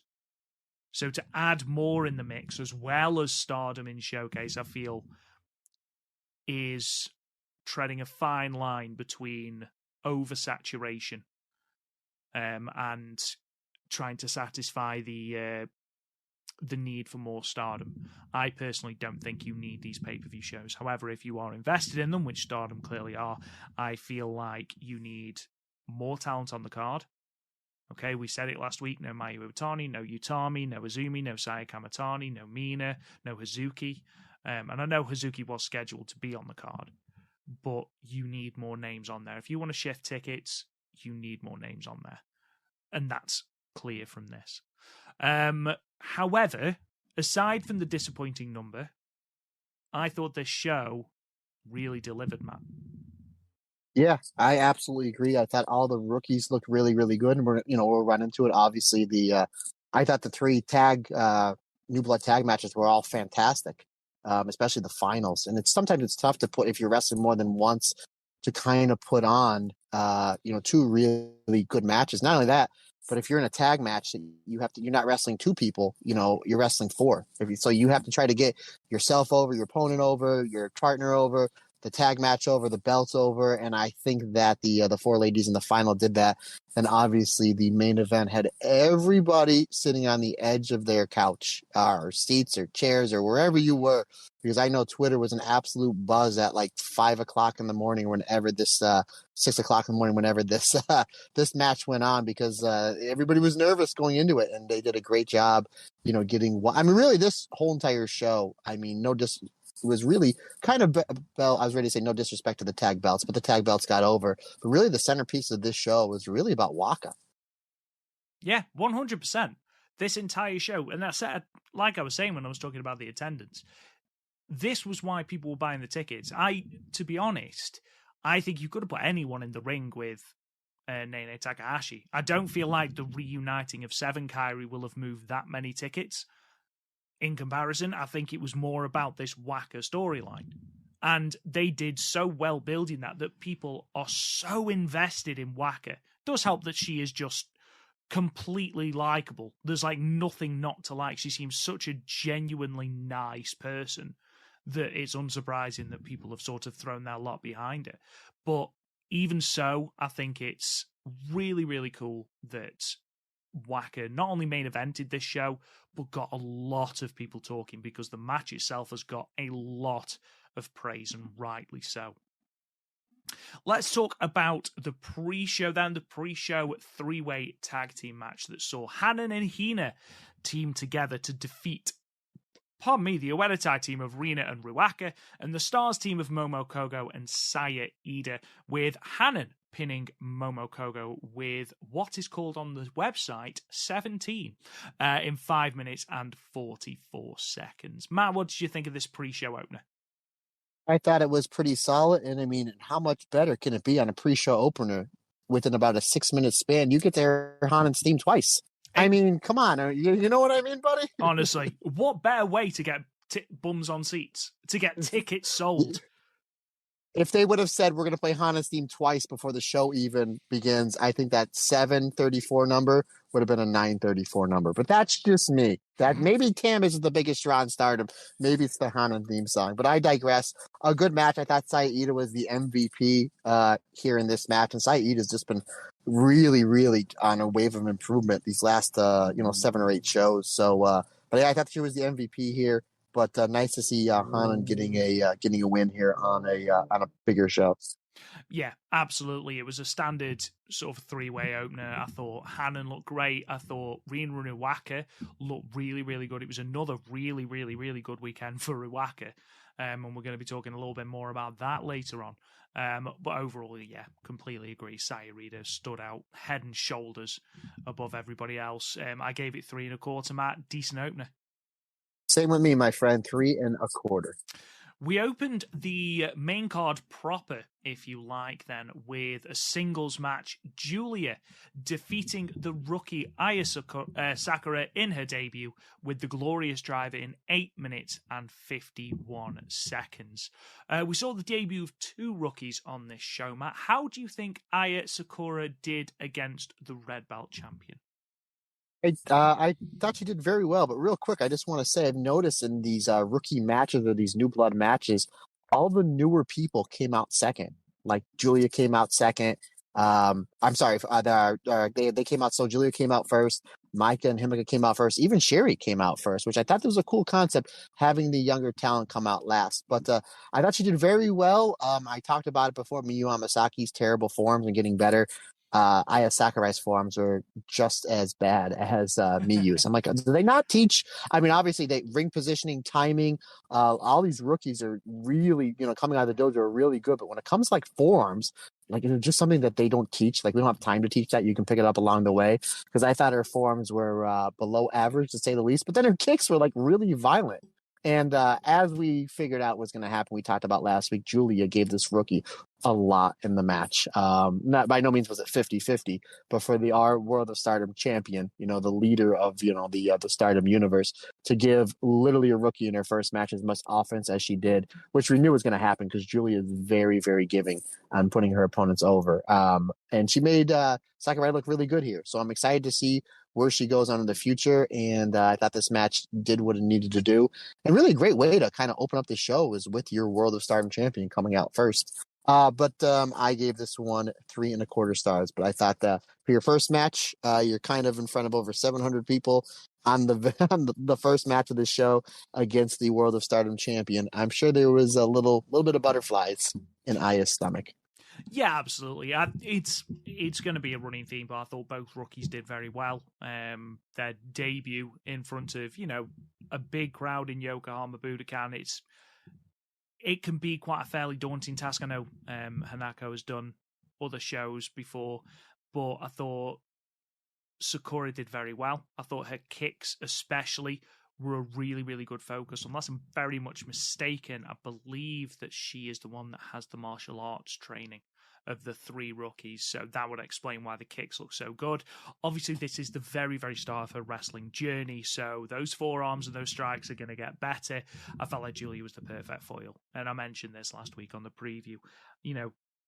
She walked that line of giving the rookie enough, but then being violent enough to put her back in her place. And I felt like Julia was the perfect adversary for this match. And then adding a little bit of extra stank on that glorious driver just to emphatically put that closing mark on it. I am the champion. This is my house. And, she said congratulations on your debut afterwards, but it was very much yeah, you've done well there. Don't step up to me again until you're ready, which I liked. It's a very, very basic story. I thought Julie did very well, and I thought Sakura had a lot to be excited about in the coming years. So, yeah, 3 1/4 stars, Matt. Yes, sir. Same here. Now, we did have the reveal now of the fact that New Blood Premium shows are going to be more of a thing. We also had the dates and the venues for the next two New Blood shows, New Blood 8 and New Blood 9. New Blood 8 is going to be coming to us on the 12th of May, and New Blood 9 will be coming on June 2nd. Both of these shows are going to be at Shinagawa Intercity Hall.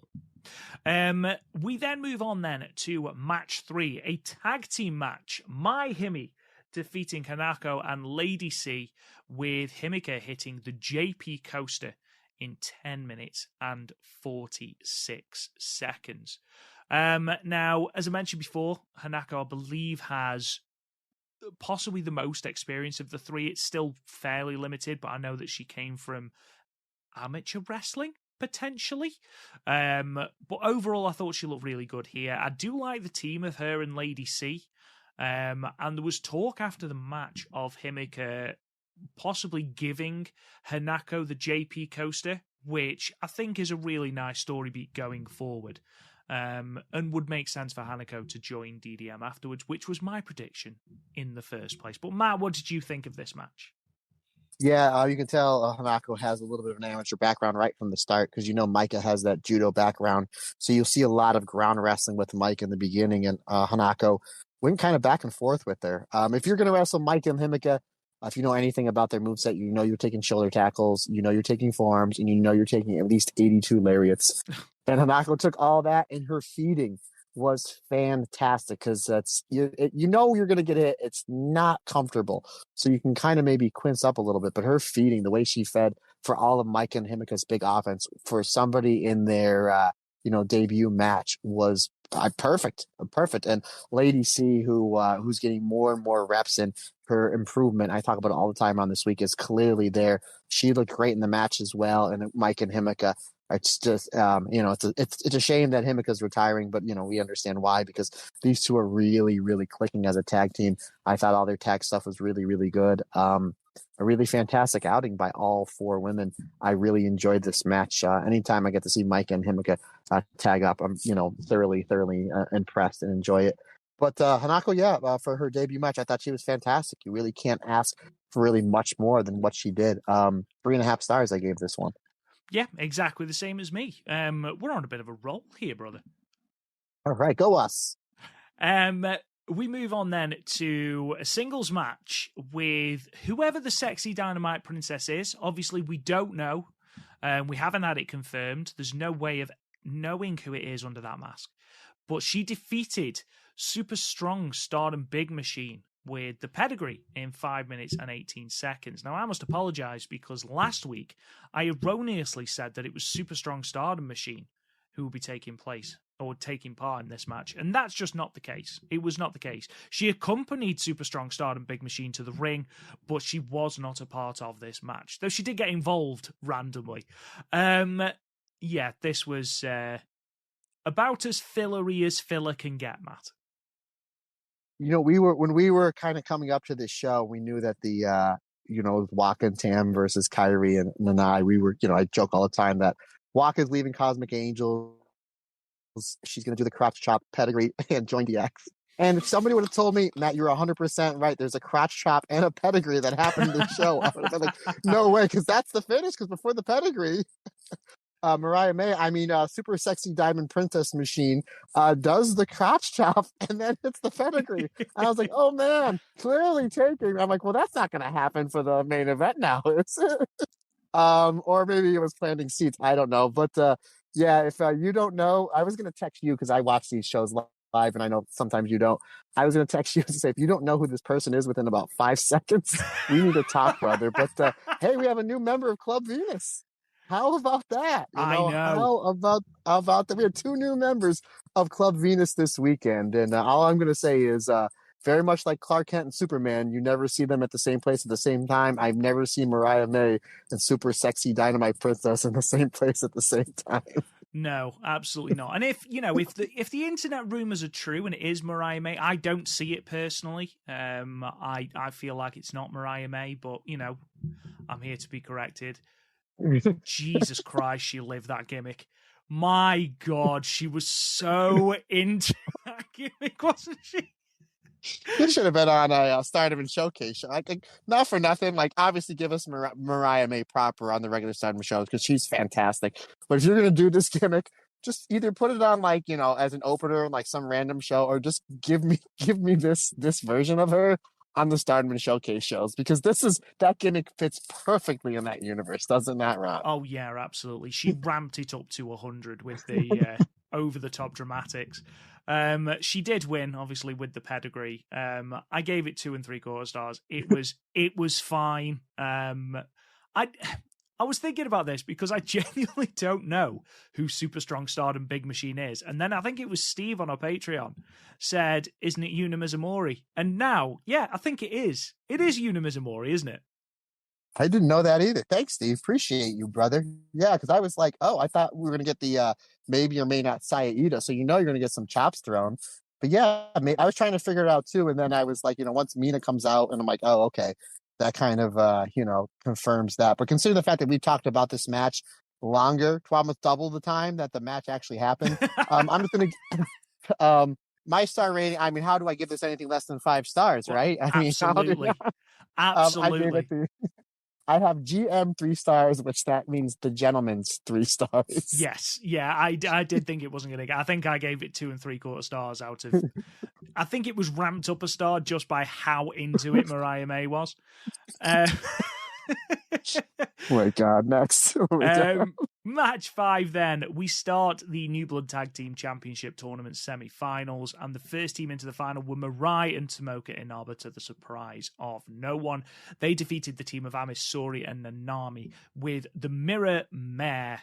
And again, I thought they did a good job here of putting the focus on the younger talent in the match. And for this match, it was Nanami. I thought she took a lot of punishment from the likes of Mirai, especially from Mirai.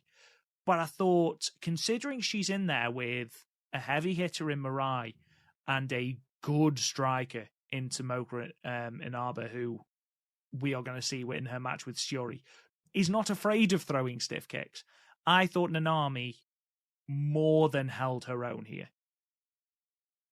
I haven't seen any Nanami matches between the last New Blood show and this New Blood show, but you can tell that she must be working her ass off, and whether it's in the dojo or whether it's in the gym or whether it's actual matches, because I thought she was good when I saw her before. She's way better now. And the fact that she's only, she's like 15, 16? So she's a teenager, correct, Rob? Yeah, absolutely. I mean, she's only going to get better. She's only going to get better because I thought she was fantastic. The 2 biggest problems, and really the only problems with these semifinal matches, is they didn't get enough time. And obviously because you're going to want to spend more time on the final. But I would love to see them run this back and maybe give them like 15 or 16 minutes because I thought this was great. And I thought Tomoka Inaba she was the MVP of a lot of these matches, as good as Mirai was, and Nanami and Amisori. I just really think that, and she's another one that I've been keeping my eye on because I'm just a huge fan of her work, and she's only 20 years old as well. So she's just really a pup in the business, and she really, really brought the fight here. I mean, you have a lot of brutal strikers in this match, but for me, if you're asking me who the most violent was in the best way, I would say it was Tomoka. Yeah, and she was another one. We're going to talk about MVPs of the weekend, and I think Inaba is certainly up there in that top 3. I think her, Ruaka, Miyu Amasaki all had really, really, really good showings this week. I think the right team went through, and I gave it 3.5, Matt.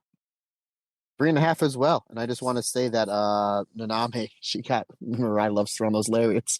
Boy, she really fed him for that one towards the end, didn't she?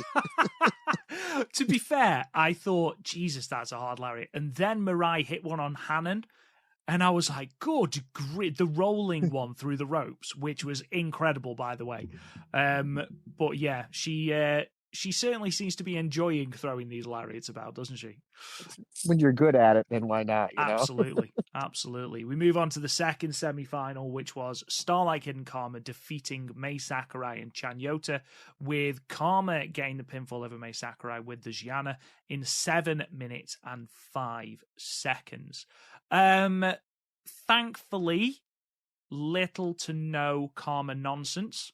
We seem to be sort of restricting the fire-based shenanigans just as an entrance thing now, which I'm more than happy with. We don't need any reruns of Halloween Havoc 1998, thank you.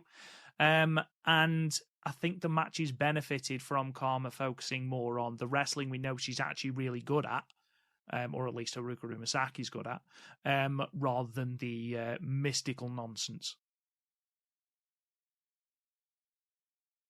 Yeah, true. Folks, if you had Halloween Havoc on your StardomCast bingo card, please mark that in now. Please mark that in now. Yeah, really good match. And Mai Sakurai really has been, we talk about it's just the improvement. I mean, we sound like a broken record, but it's true. The improvement from so many of these wrestlers. I know last year at this time, I was singing the praises of Mina Shirakawa, and look where she is now. But the improvement of so many of these wrestlers, obviously Mai Sakurai, even you've had to put over, even though you fear the insane elbow that she does. But I mean, her improvement, Saya Ida, obviously Hana, Rina, and Hina, their improvement. And then we're obviously going to get into it, Miyu Amasaki. You literally are taking such a loaded roster, especially in the, when you have your red belt and white belt, tiers there. And then you take a look at the undercard. I'm like, they're just constantly getting better.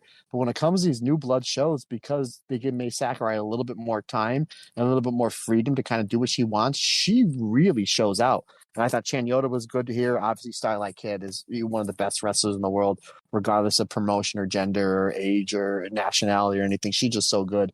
And yeah, I agree that we're getting less Karma and we're getting more like, Umasaki stuff. Because I thought Starlight Kid and her really, really gel well here. And they looked great as a team. I thought the stuff with Starlight Kid and Mai Sakurai was really the highlight here, and I would love to see them have like an 8 or 9 minute singles match somewhere down the line. But I enjoy this match just as much as I did the previous match there, Mr. Goodwin. I gave this one 3.5 stars. I gave it 3.25. I enjoyed it just a touch less than the Mirai match, simply because there was less lariats, which I understand. Absolutely. What is there not to understand? Match 7 then was a singles match. Syuri, defeating Miyu Amasaki via referee stoppage after Miyu Amasaki passes out in the sleeper hold in 13 minutes and 4 seconds. Star-making performances this weekend. Miyu Amasaki started to put the pieces together, I feel, against Nene Takahashi. And then between this match and her match in the Cinderella tournament against Saya Ida, I think Miyu Amasaki improved not only over a long period of time, but massively in those three, like over the course of those 3 shows. Rob, I'll be honest with you, I forgot this match was for the show. I thought when they did the back-to-back tag matches, they were just going to run it, again. So Starlight Kid and Karma leave the ring. I'm like, are they just going to redo the entrances? I'm like, because I know the main event, because they already announced the main event is the Waka match. And then the graph from this came up. I'm like, oh, I completely forgot about this. I'm like, this would be about a 6 or 7 minute squash. And the match was going and kept going and building my interest and getting better. And Sherry was just laying into Miyu. She was making Miyu earn it. I mean, obviously Sherry was leading the match, but by no means did she 100% carry Miyu. She basically, again, she led the match. She's the vet. I mean, she's Sherry, one of the best red belt champions of all time, and one of the best female wrestlers one of the best wrestlers on the planet, period. But she made Miyu work for and earn it. And again, Miyu had to throw much better forearms if she was going to survive the onslaught of Sherry. And I said this either last week or the week before, where they're doing kind of this trial series with Miyu. And it's going to be sink or swim for her. And obviously, she's probably going to lose every single one of these matches. But between what we've seen in this match with Sherry and what we've seen with the passion injection match with Nanae Takahashi, even though she's losing, technically she's winning. I mean, technically she's losing, but really she's winning because she's catching the eyes of a lot of people. Again, they're thrown in deep waters. And to me, she's swimming, and she's swimming very aggressively because she was really aggressive with Sherry in this match. And again, for a match that I completely forgot was on the card, this was one of my favorite matches of the entire weekend. And it's really great to see that there's just another star coming up on the rise on the horizons in the loaded roster that is Stardom. And it's Miyu Amasaki. I thought she looked great here, and I loved the finish that Sherry had a blitzer with that huge buzzsaw kick and then had to choke her out. Like, she had to put the pieces together, 2 things right in a row. I mean, Sherry's known for a lot of things, but her striking and her submissions are the two most brutal. And the fact that in order to put Miyu Amasaki away, she had to put two of them back to back to put her, a relatively rookie away, which really just goes to show what they're really thinking, what they want to do with Miyu Amasaki. And I'm really excited to see what the future holds for her. Again, love this match. 3 3/4 stars. It's one of those where, irrelevant of how obvious the result is, you can still talk about the loser.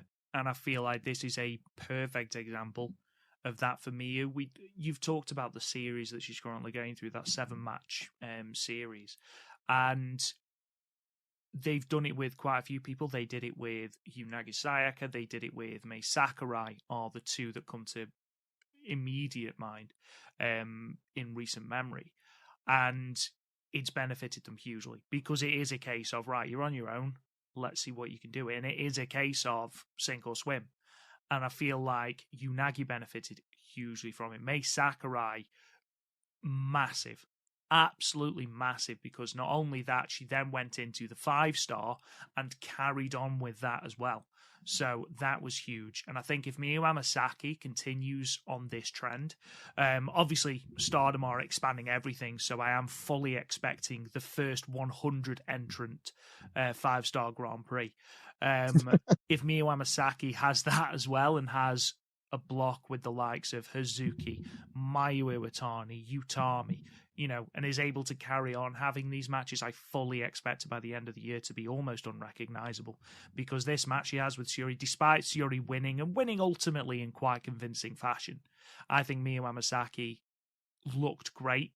That body scissors into the knee bar is a thing of bloody beauty.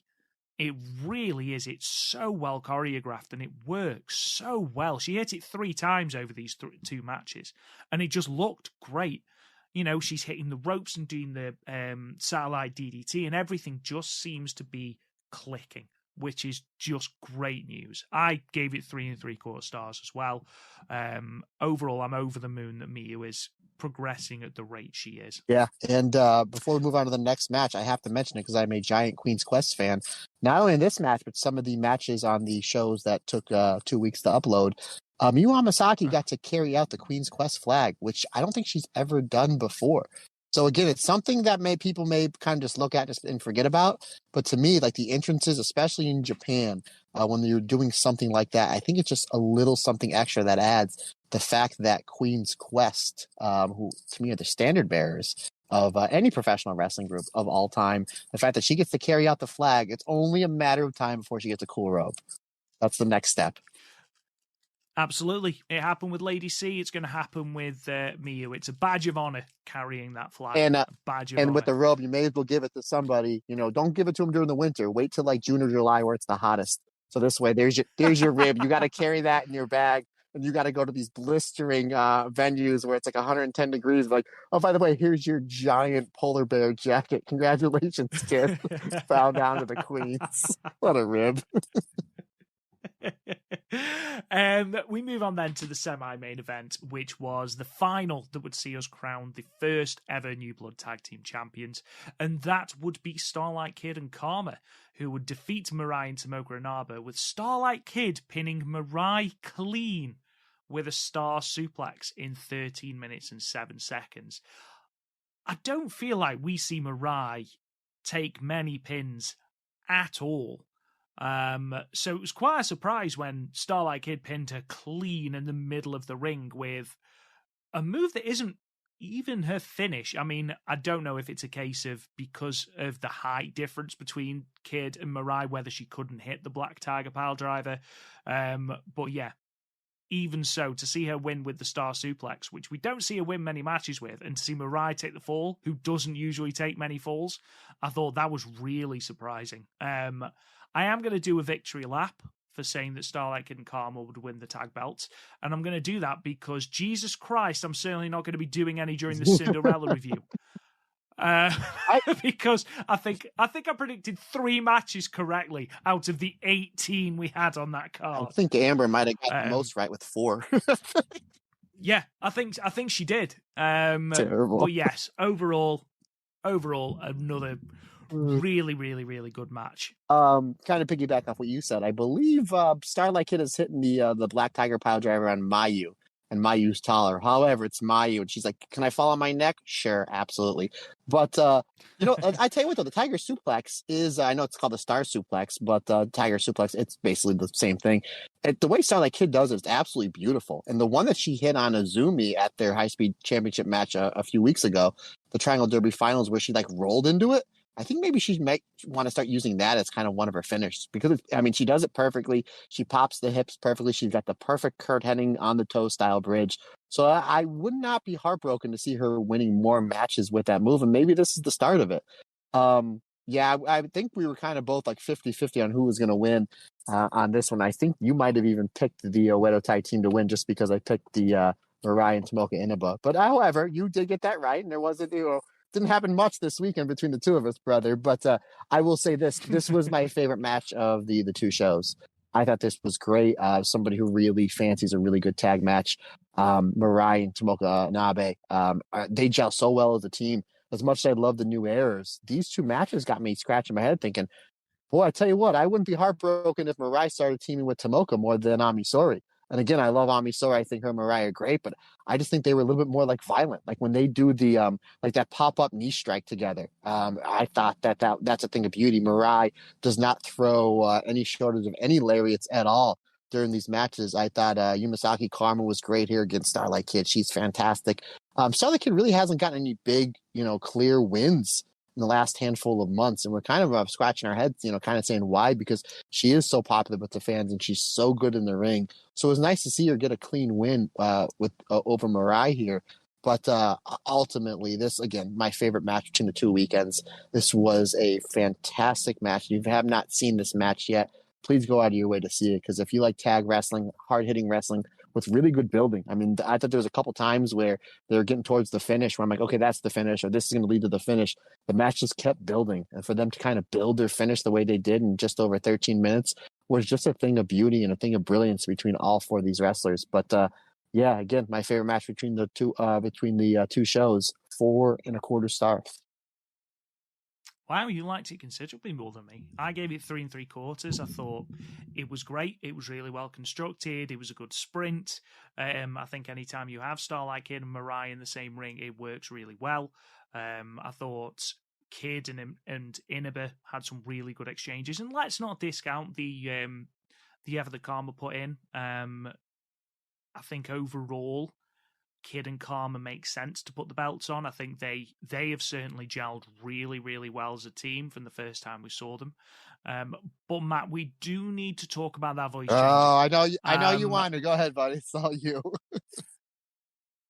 Christ alive, that can get in the bin. Why on earth we have that, and how anyone in the ring can take that seriously? I thought that Karma was just like a sulky teen. I didn't realize she was like some sort of swamp devil. Like I don't understand what it is. It was so carny. It just, I'm not a fan of the gimmick. She's such a good wrestler. And even in the Karma gimmick, like she's shown over these two matches that she can do it as Karma. But good God, drop the nonsense. Like, we just don't need it. The temptation to introduce this podcast in Karma's voice was just unreal. Hello and welcome to the Stardom cast, and then just put loads of reverb and stuff on it. It's ridiculous. Absolutely ridiculous. Let Starlight Kid do the talking, Karma. Main event then. Matt, you said that your favourite match over the two shows was that semi-main, and absolutely more power to you. It was a great match. This was mine. In fact, I'd argue this is one of the tag matches of the year.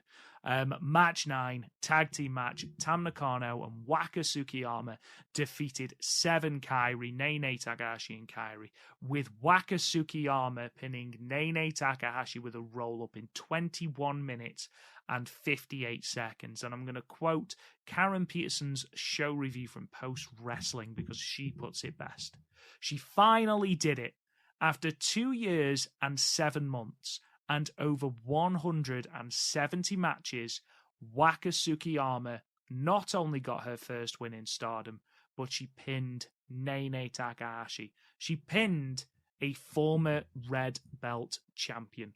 And do you know what, Matt? From the moment the Waka comes out, and they come out to her music, not Tam. They come out to her they come out to her music. And she's not celebrating. She's got new gear on. She's got a new hairdo. She's not bothered about that. You can see the fear in her face. I have got to win this match. I've got to win it. Otherwise, I'm out. And you've got all of Cosmic Angels with Waka shirts on. You've got Tam hugging around the shoulders, sort of punching her in the chest, saying, like, you can do this, come on. And then Waka, when her name is announced, she stands and sort of the enormity of the situation seems to hit her. And then she just goes for Nene Takahashi. And every near fall for either team was just like a breath catch in your chest moment. Because you knew how much this match meant. And because Stardom have built it so damn well. And I won't hear a bad word said about Nene Takahashi in this run. Because what she's done for Waka here, you know, discounting what she's done for the likes of Miyu Amasaki, for the likes of Lady C, what she's done for Waka here is immeasurable.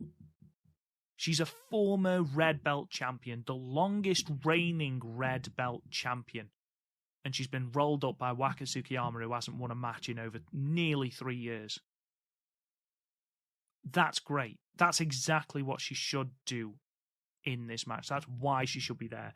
We had great little flashes from KAIRI and Tam and that singles match that we haven't had yet. But overall, it was all about Waka. And this match, it hit all the emotional feels, all the exhaustion in Waka. As first, when the bell rings and her music hits, and she just looks really confused, and then she bursts into tears. Nene's crying on the ramp, not with frustration at losing, but crying because Waka's crying. And then Nene labels Waka Tsukiyama her rival. That's another great rub for Waka Tsukiyama. I loved this match. I loved everything about it. 4.5 stars. One of the tag matches of the year, and hopefully come the end of the year, this is still in contention in the Stardom Cast Awards because of the way it was built, the drama, the story behind it, and the way that especially Waka and Nene played their parts. Special credit to Tam and to KAIRI, but particularly those core two.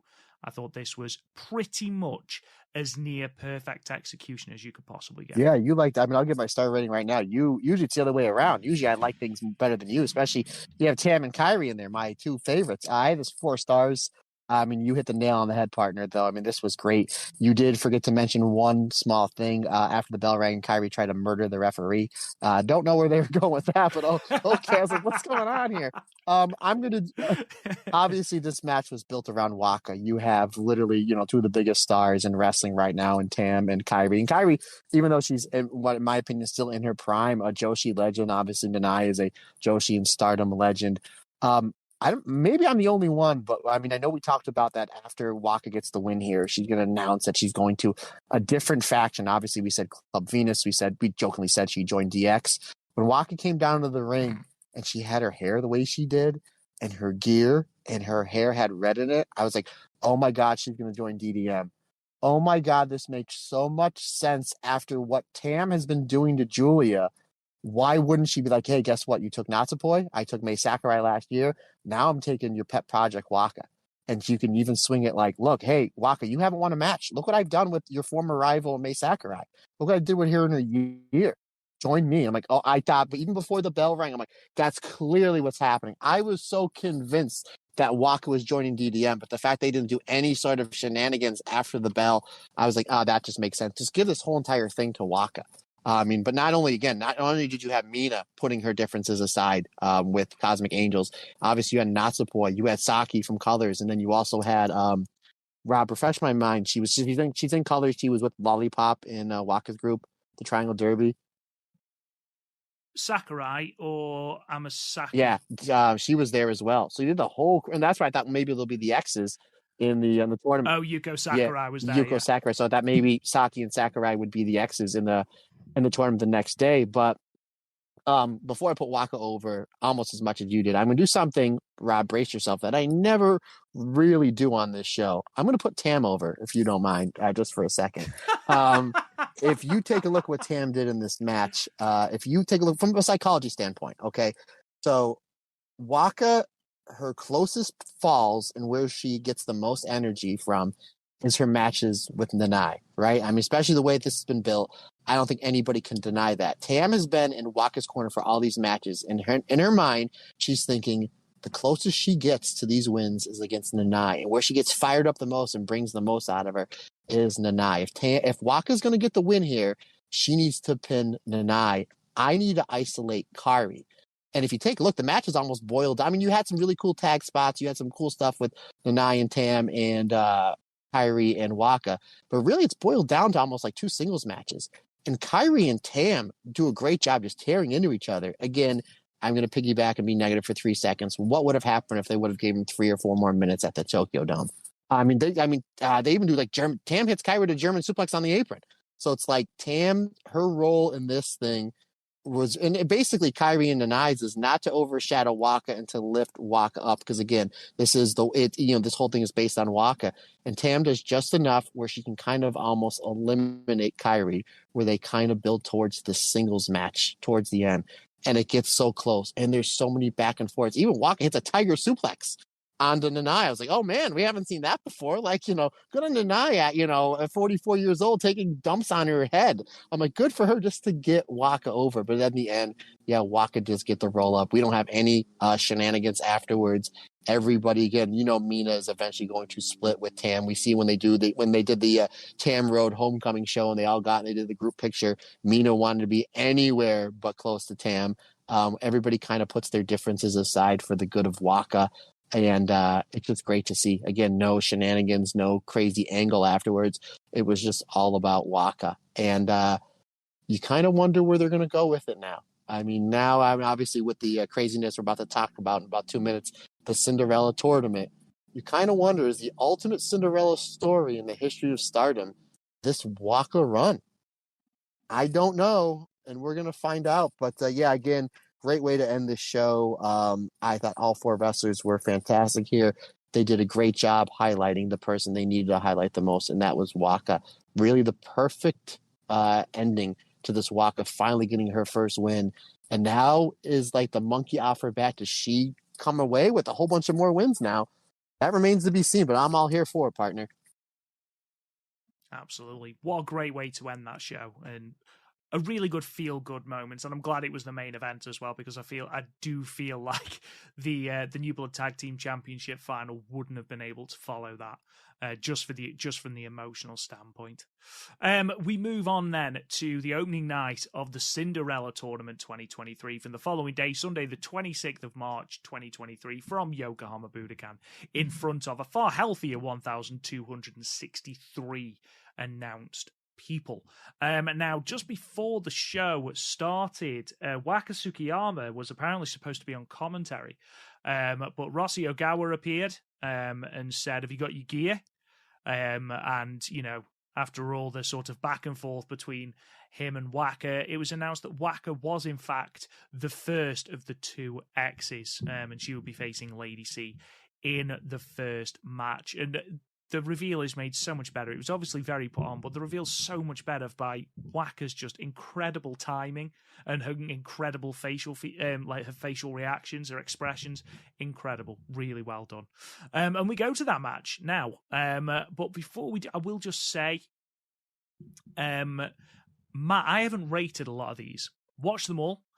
But with a lot of them, I mean, there's a 10-minute time limit for these first round matches. It moves up to 15 once we get to the 1st of April in the second round. But a lot of these went either 5 minutes or just over 5 minutes. It's a very different type of match when you have over-the-top rope stipulations in there as well to an ordinary singles match. So there's quite a few of these that I haven't rated because I simply looked at it and thought, I can't really rate that because it was good, but then a lot of the match sort of goes down the pan when you're trying to sort of hoik someone over the top of the top rope and things like that. So take that into account. Take that into account when you're watching this show as well, because I've seen quite a few people be negative about this opening night, and I can see why. You know, a lot of time limit, a lot of double eliminations, 5 draws over the course of this 18 match card, which is a gargantuan card. But the Cinderella has always had these types of sort of draws and buys and double eliminations and things like that. It's always happened. The only thing here is perhaps that all of the favorites are now out. That's probably the one big thing, because when Julia won the Cinderella in 2020, it was obvious Julia was going to win. When Saya Kamatani won in 2021, it was obvious Saya Kamatani was going to win to everyone but me. In 2022, a lot of people picked Mirai, and Mirai went on to win. Honestly, looking at the people who are left in this tournament, I could not give you a finalist. I honestly, looking at who is left, I honestly could not give you a final. Anyone that is left could potentially win this, which it makes it very exciting. It is disappointing if you were backing Hazuki, but I think, you know, with the announcement that she would be going against Mercedes Mone with Azumi at Sumo Hall, I feel like it was sort of an inevitability that she wasn't going to win the Cinderella. But I don't know. I'm excited by just the unknown, just the complete seeming randomness of it. Yeah, I'm not a fan of the double eliminations. And I can completely understand why people are negative about that. I do understand that. But it is part of this tournament's charm. And part of the tournament's makeup and how it's structured. But overall, it was a long night. I think 18 matches on one show is too long, even if it's a 10-minute time limit. But overall, it was an exciting night's wrestling match. Rob, can I do my bad joke now? Of course. Where did this show take place at? Yokohama Budokan. Oh, that's what I thought, because as the show was going, I thought maybe they changed the venue to either an art studio or the set of a Western movie, because all I kept hearing was draw.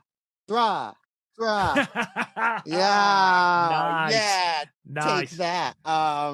I thought the show was, obviously we're going to get into it. I thought the show was really good. Obviously, a lot of people were put off by all the draws. I was, especially me being Mr. Positivity, was very put off by 5 draws. It might be a record for any show in the history of professional wrestling. I agree, 18 matches is too much. I think what they should do on the Cinderella is what they did for the 5-star. I think I got no problem doing 2 back-to-back pay-per-views, but do maybe 9 and 9 instead of 18, and then maybe give the first round 15-minute time limit. So this way you can give these matches more time to breathe. But I know we're about to get into it, but I just want to let you know how I grade not only this Cinderella, but how I did last year. And even when I did the Momo 2018 win, or when I did the 2016 Mayu win, I grade these on a curve, because you're racing against the clock and you have the over the top rope rule. So Rob, for someone who used to be a teacher, I can use that line now, yourself, you're very familiar with grading on a curve. So when it comes to these Cinderella matches, I grade them onto a curve. So let's get into it, shall we? Let's do this. However, I will say these reviews of the matches might be quite short, because, again, Perfect. all of them are under 10 minutes. First match then, Waka Tsukiyama. It's like a bus.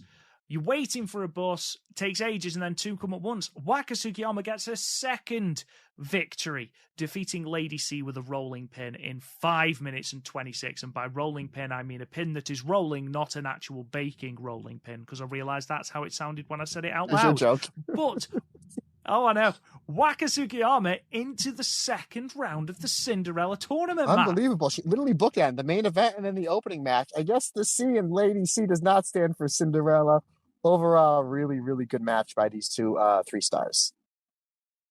Yep, completely agree. Really, really good showing for both women. It was nice to touch as well to see Lady C giving Waka a hug afterwards. Waka's just universally beloved. No one can hate Waka. We then got an announcement to say that we have Flashing Champions 2023. That will be taking place on the 27th of May. So we've got another pay-per-view in May, just in case you were worried that we weren't only going to have one in May, and it will be from Ottawa City Gym. It's the second Flashing Champions in the last 2 years. Obviously, that first one was Syuri versus Risa Sarah in the main event. Match 2, another Cinderella tournament, a first round match, as all of these are. I'm not going to keep repeating myself. Sayuri defeating Miyu Amasaki with a modified Falcon Arrow in 6 minutes and 34 seconds. Matt, is this Sayuri's year? I tell you what, my wife has her going to the Final Four, and I think all of us, between me, you, Christy, and Amber, I think we all have one person left, and this is poor Amber. She's hanging her hat on Saida, but she's got a point. I mean, I think Saida needs to win one more match, and she's into the Final Four. Again, these two, I thought this was really good. I wish, again, more time between the two of them. Saida is somebody that we're really, really big on, and poor Saida, just the proxy of her being in Stars. Eats so many losses, and again, Miyu Amasaki is just really, really starting to come into her own a little bit. Great match, and the fact that Saida basically won with almost like a version of the Ida Buster. So you got to see kind of her super finish here. You don't see Saida getting many pinfall wins on the the big pay-per-view. So nice to see her hit that. Obviously, you had the chops, the lariats. Miyu Amasaki brought the fight back to Saida. Really enjoyed this one. 3.25 stars.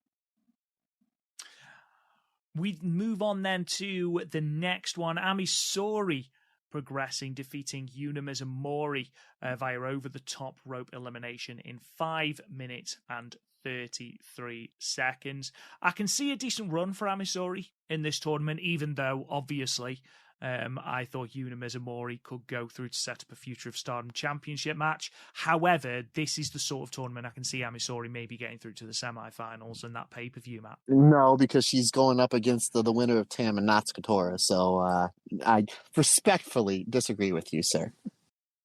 Wow. Is this just because you think Tam is going to do it? I think we'll get to it towards the end, but I'll say it right now. We'll dive into it more, but I think Tam's winning the Cinderella now. Interesting.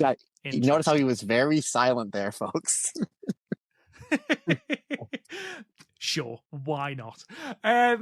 What do you think of this match? Match 5 minutes and 33 Yeah, seconds. over the top rope. You had a nice lockup, a nice tackle fest. Not much doing here.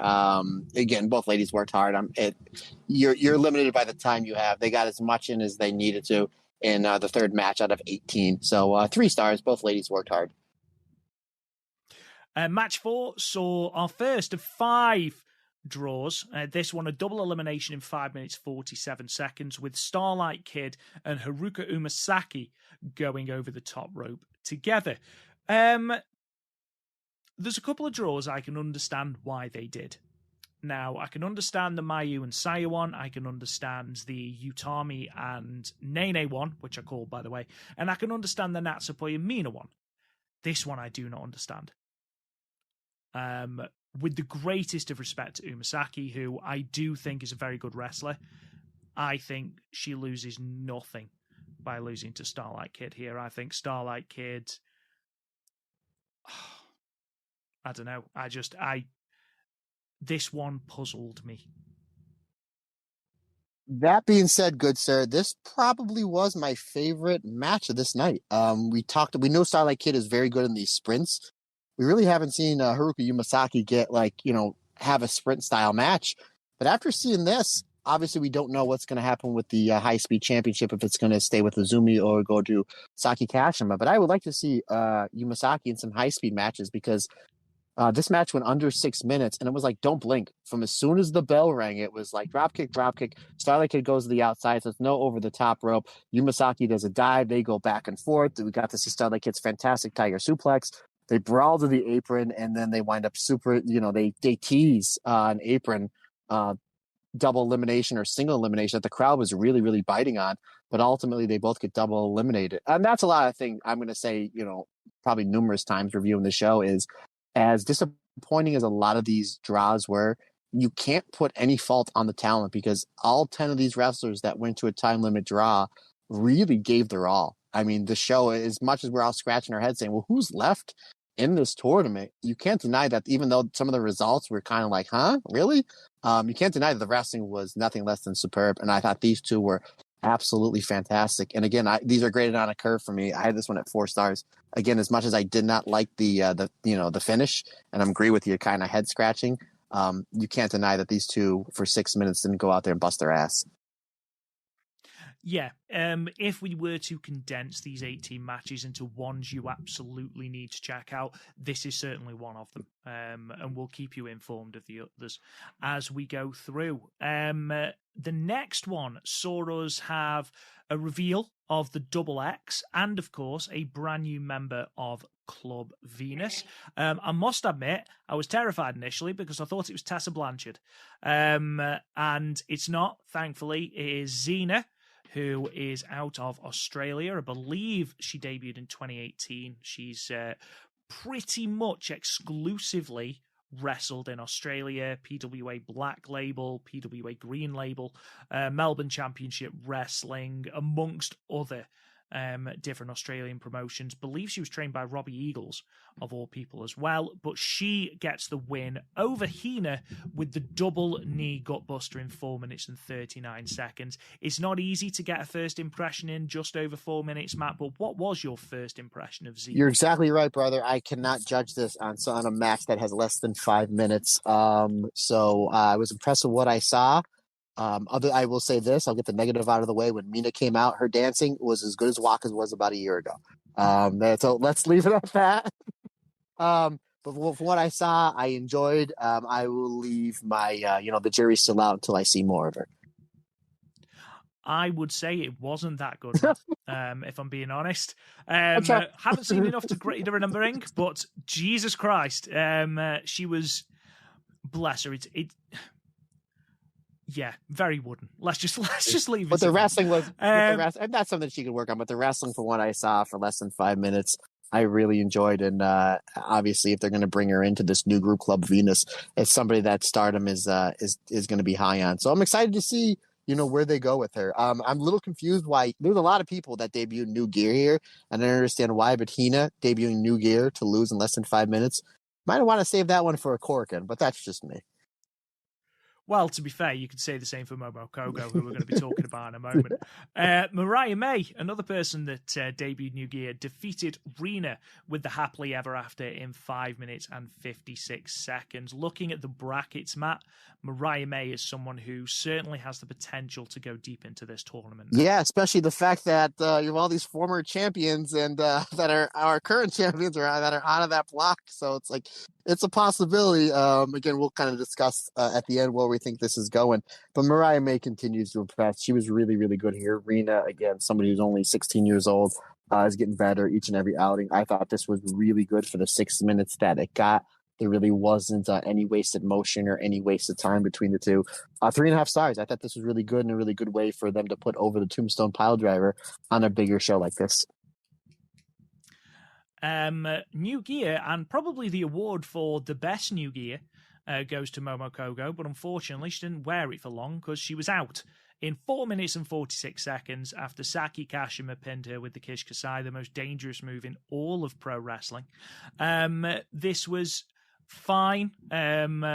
Saki moves on to, spoilers, face Sturi in the next round, which is perhaps the most intriguing matchup heading into those second round matches. But we'll talk about that a little bit later. Matt, what did you think, A, of Momo Kogo's New Gear, and B, of this very, very, very quick match, considering Momo had, I'd argue, 90% of the match and then lost like that? I'll be honest with you, I thought this match was less than 3 minutes. And it's not that I don't want to see these two wrestle for a while. It's just 18 matches. Saki Kashima, she gets those really, really quick matches in with the Kishi Kasai.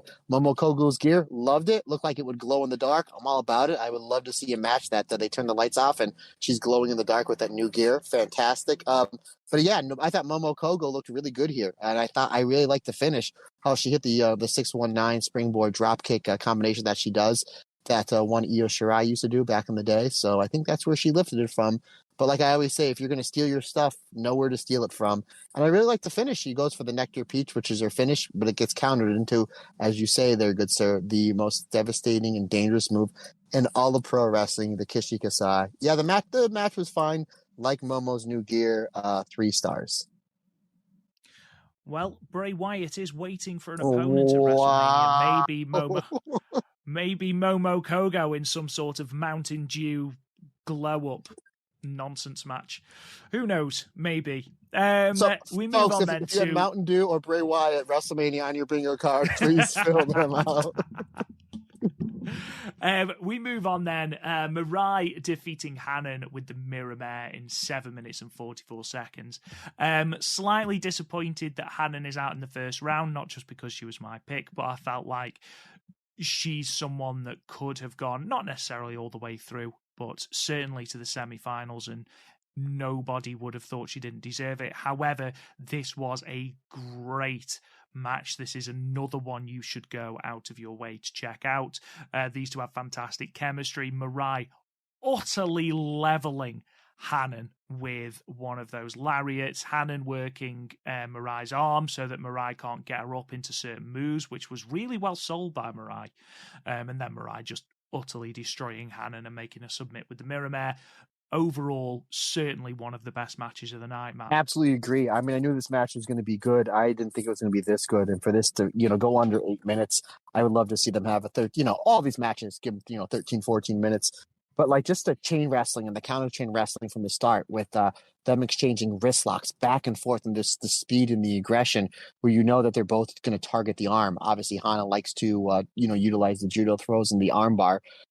Which she does on the apron, both the judo throw and the armbar on the apron. I'm like, are we going to see elimination, a singles elimination, a double elimination just on that spot? I thought it was really cool. And obviously, Mirai targets the arm for the Mir Mirai, the double wrist lock. But this was just back and forth, great action. Hana looked great here. Mirai is always fantastic. Yeah, those lariats were there. The way Hana was able to counter some of the strikes with the judo, with her judo throws and her judo background, I thought was really, really good. I had this one at 4 stars. I knew it was going to be good, but I didn't think it was going to be this good. This was, again, definitely probably top 3 or 4 matches of the night for me out of this 42 matches card on this card. God, and the rest. We move on then to Tekla defeating Koguma, or should I say Tekla defeating Koguma with the O'Connor roll in 6 minutes and 53 seconds. You were talking about how you want to see Haruka Umasaki do stuff in the high-speed division. I would love to see more of Tekla in that high-speed division, because I thought the chemistry she had with Koguma was really, really good here. It was the one match that had that element of comedy in it, but I still feel like they showed off a lot of what they can do. And overall, I thought it was another really, really, really solid match. Tekla going through. Tekla certainly looks like one of the favourites now, certainly has to be one of the favourites. I'd argue it's probably between her and Mirai. But saying that, what do I know? Because everybody else is out. There's only 5 people left. It's like, oh, she's one of the favorites. Wow, there's 5 people left. She's certainly one of the 5 favourites. But overall, another really good match. I did quite enjoy Koguma trying to do the Toxic Spider and then getting stuck, and Tekla having to kick her to get her out of the hole. I did quite enjoy that. But overall, decent match. Yeah, 3.25 stars. It was what it was. It was fun. You kind of, and we're going to talk about it with this next match. With 18 matches, you need to do something that's going to be a little bit different.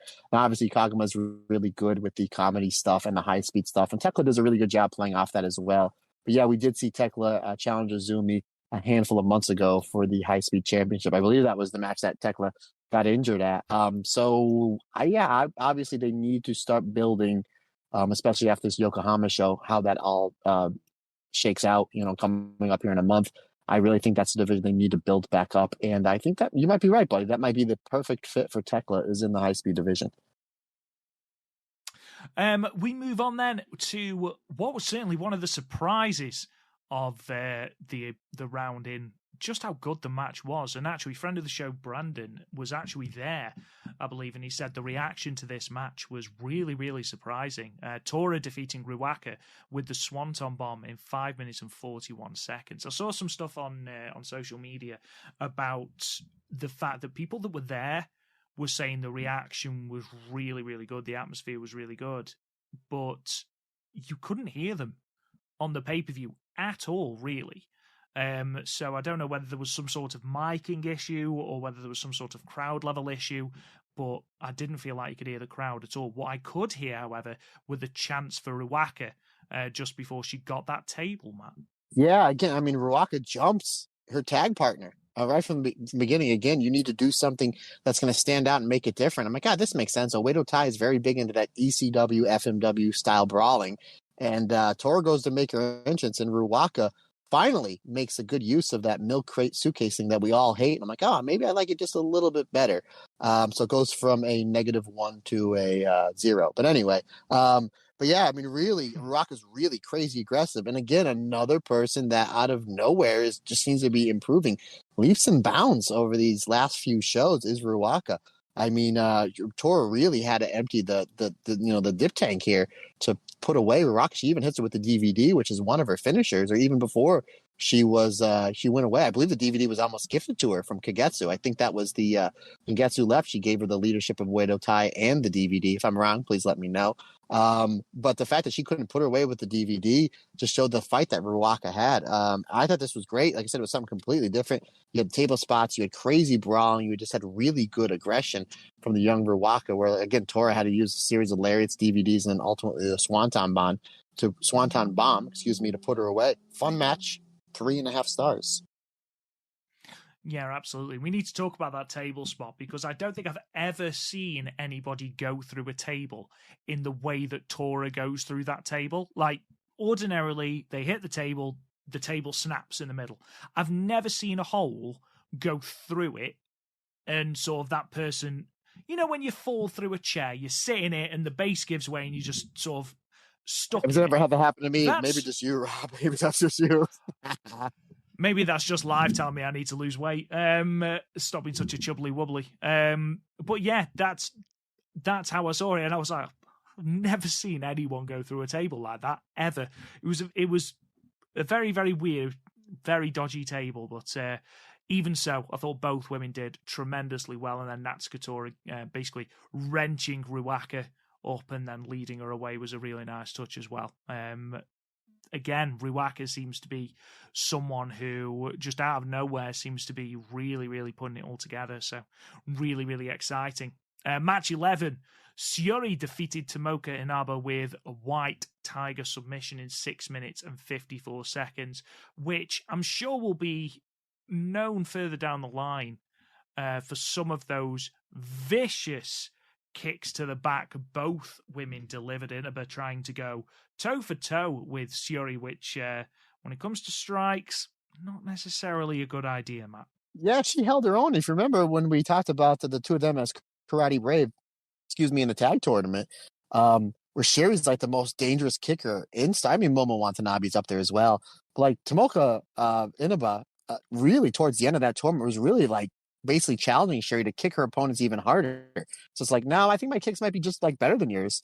And she really tried to ramp it up here with Syuri. Ultimately, Syuri had to bring up her game even more, which is even scary just to even say. But even like the match started out with like 30 seconds and then like trading like almost like a kickboxing match. And I was like, oh man, the fact that this is going to go less than 10 minutes is going to break my heart, but I'm all here for it. This was great. If you like hard hitting action where you're not going to see through the holes of anything and just basically the realism of pro wrestling, this is the match for you. Again, one of the must see matches on this show was this match. And this was absolutely fantastic, brutal, violent, and violence very different violence from the last match where there was weapons used for violence, where this was the only weapons they used were their feet and their hands and their crazy submission holds. But yeah, really brutal. And then at the very end, Syuri hits a violent head kick that eventually Tomoka kicks out of, and then she goes right to the White Tiger for the Tomoka tap. Again, this was just really fun, right up my alley. I enjoy hard-hitting wrestling, and there's no two better in all of Stardom that are doing it better than these two. 3 3/4 stars. Loved it. We move on then, and match that everyone was excited for, sort of looking back on the history of Queen's Quest with Azumi and Hazuki, but we ended in a double elimination in 5 minutes and 20 seconds in what can only be described as one of the most disgusting eliminations, with Azumi hitting La Mystica off the apron onto the floor, and Hazuki takes this awful flat stomach bump onto the floor, and it just sounds awful. I mean, they fist bump at the end, so obviously everything is absolutely fine, but the sound of it was horrendous, Matt. Yeah, code of honor to start. I'm a big fan of that. They get the high speed. Obviously, Azumi's the queen of the high speed. Hazuki's no stranger to it as well, as one of the best high speed champions of all time. And if this is a little preview of what we're going to be getting next weekend, I'm super, super excited because these two in the 5 minutes and change, they didn't waste any time. So you have the high speed stuff to start, some close near falls. Hazuki really ramping in her strikes as she does. Azumi really trying to work Hazuki's arm. Again, that's the her gist of her offense. And then they spend some time on the outside, especially Hazuki, where it looks like she's going to get thrown out. And the crowd is really biting into it. And they do some really good false finishes on the apron, which to me just brought this matchup even more for me. And then, yeah, they have this crazy finish where, I mean, not only is it dangerous where you're going to have to hit at a safe spot, but at the same time, you kind of don't want to break kayfabe where you want this to look like a double elimination where they need to do this high-speed La Mystica off the apron, land it good, land it safe, land it clean, and land it where the two wrestlers hit at the exact same time. And they were able to get all that done all in one motion, which shows you how great both these competitors are. Again, obviously, I was super disappointed that this ended in a draw. But at the same time, you cannot take away from how hard these two wrestlers worked. Again, this was probably maybe my second favorite match of the opening round, just below Starlight Kid and Haruka Umasaki. I gave this one 4 stars. Again, this is a must see as far as Cinderella and high speed goes. This one really, hit all the bars for me. We move on then to Mai Sakurai defeating Julia via over the top rope elimination in 5 minutes and 46 seconds. I'm so annoyed with myself because on our bracketology episode, I actually went back and forth over whether to put Mai Sakurai over Julia. I laughed at you. Because I laughed at you. Yeah, and you laughed at Sorry. me. And with it being over the top rope, it's like, Julia doesn't lose anything. And if anything, it was a huge moment for Mai Sakurai. Huge to beat the champion. Yes, over the top rope, and, it was because she reversed a suplex off the apron. But even so, she's through to the second round of the Cinderella, defeating her stablemate, not just her stablemate, her stable leader, not just her stable leader, the top champion in the company. Huge rub for Mai Sakurai. No, yeah, this match is really good. I mean, these two just slap the crap out of each other. I mean, Mai Sakurai jumps Julia, showing aggressive, throws her into the front row, violent slaps back and forth. And even they kind of just building towards the finish where they were just really just kind of just booting each other. I think when they called this match, they're like, yeah, we know what the finish is. I'm taking a suplex off the apron. We're just going to hit each other really hard. And when it's time to go home, we'll go home. Like, all right, see you out there, sis. That's basically how I think that they probably called this match in the back. Because, yeah, this was just very violent, very much like the Sherry versus Tomoka match. Very violent in the best ways possible. And when the finish first happened, I mean, this is the way that I saw it. Maybe it was just me. When the finish happened, I thought it was a double elimination until the ref raised Mai Sakurai's hand. Did you get that feeling as well, or did you know that that Mai Sakurai pulled off the upset? No, I realized just because I rewound it, because something I was thinking about throughout the entirety of this was in any other battle royal, it tends to be whoever hits the floor first is eliminated. But Stardom obviously do, if you go over the top rope and you hit the floor, you're out. And I was wondering, I wonder how long it is between the first person hitting and the second person hitting that they sort of call it a double elimination. But I was thinking, and then I missed the Mai Sakurai elimination, so I had to rewind it. And she did go through the middle rope before grappling with Julia on the apron. But yeah, it's an interesting result because obviously this technically is a victory for Mai Sakurai over the champion. She could potentially get a title opportunity now. She's entitled to one. Whether they do it, I don't know. If I asked you for a percentage of a chance of Mai Sakurai going all the way to win the tournament, what would you give it, Matt? I mean, whenever somebody gives me these percentages, I have to go to Animal House, one of my favorite movie quotes of all time, 0.0. But I'm not going to say it's that low. I'm going to say maybe it's like maybe a 10 or 12%. But again, I mean, if you would have told me there was 5 draws in this match and that Hazuki and Starlight Kid and Julie and Mike and Himika are all eliminating the first night, I'm like, all right, you need to stop doing whatever you're doing. But we'll get to that, because that was a great conversation with my wife as we were getting ready for church just about an hour after this show. We would discuss that because it was like a really confusing conversation and she thought that I was ribbing her, but we'll get into that. But I think, I'm going to say about a 10%. What about you? We'll talk about it at the end once we've gone through all the results. Next, we had Mina Shirakawa and Natsupoi ending in a double elimination. I enjoyed the callbacks to their 5-star match when Mina Shirakawa won by literally wrenching Natsupoi's knees out of joint with the figure 4. And I've seen some negativity about this one simply because Natsupoi eliminated herself. But I like the idea of Natsupoi not having a place to go. And literally the only way she can possibly get out of this hold, this really painful hold, is to get both of them on the floor.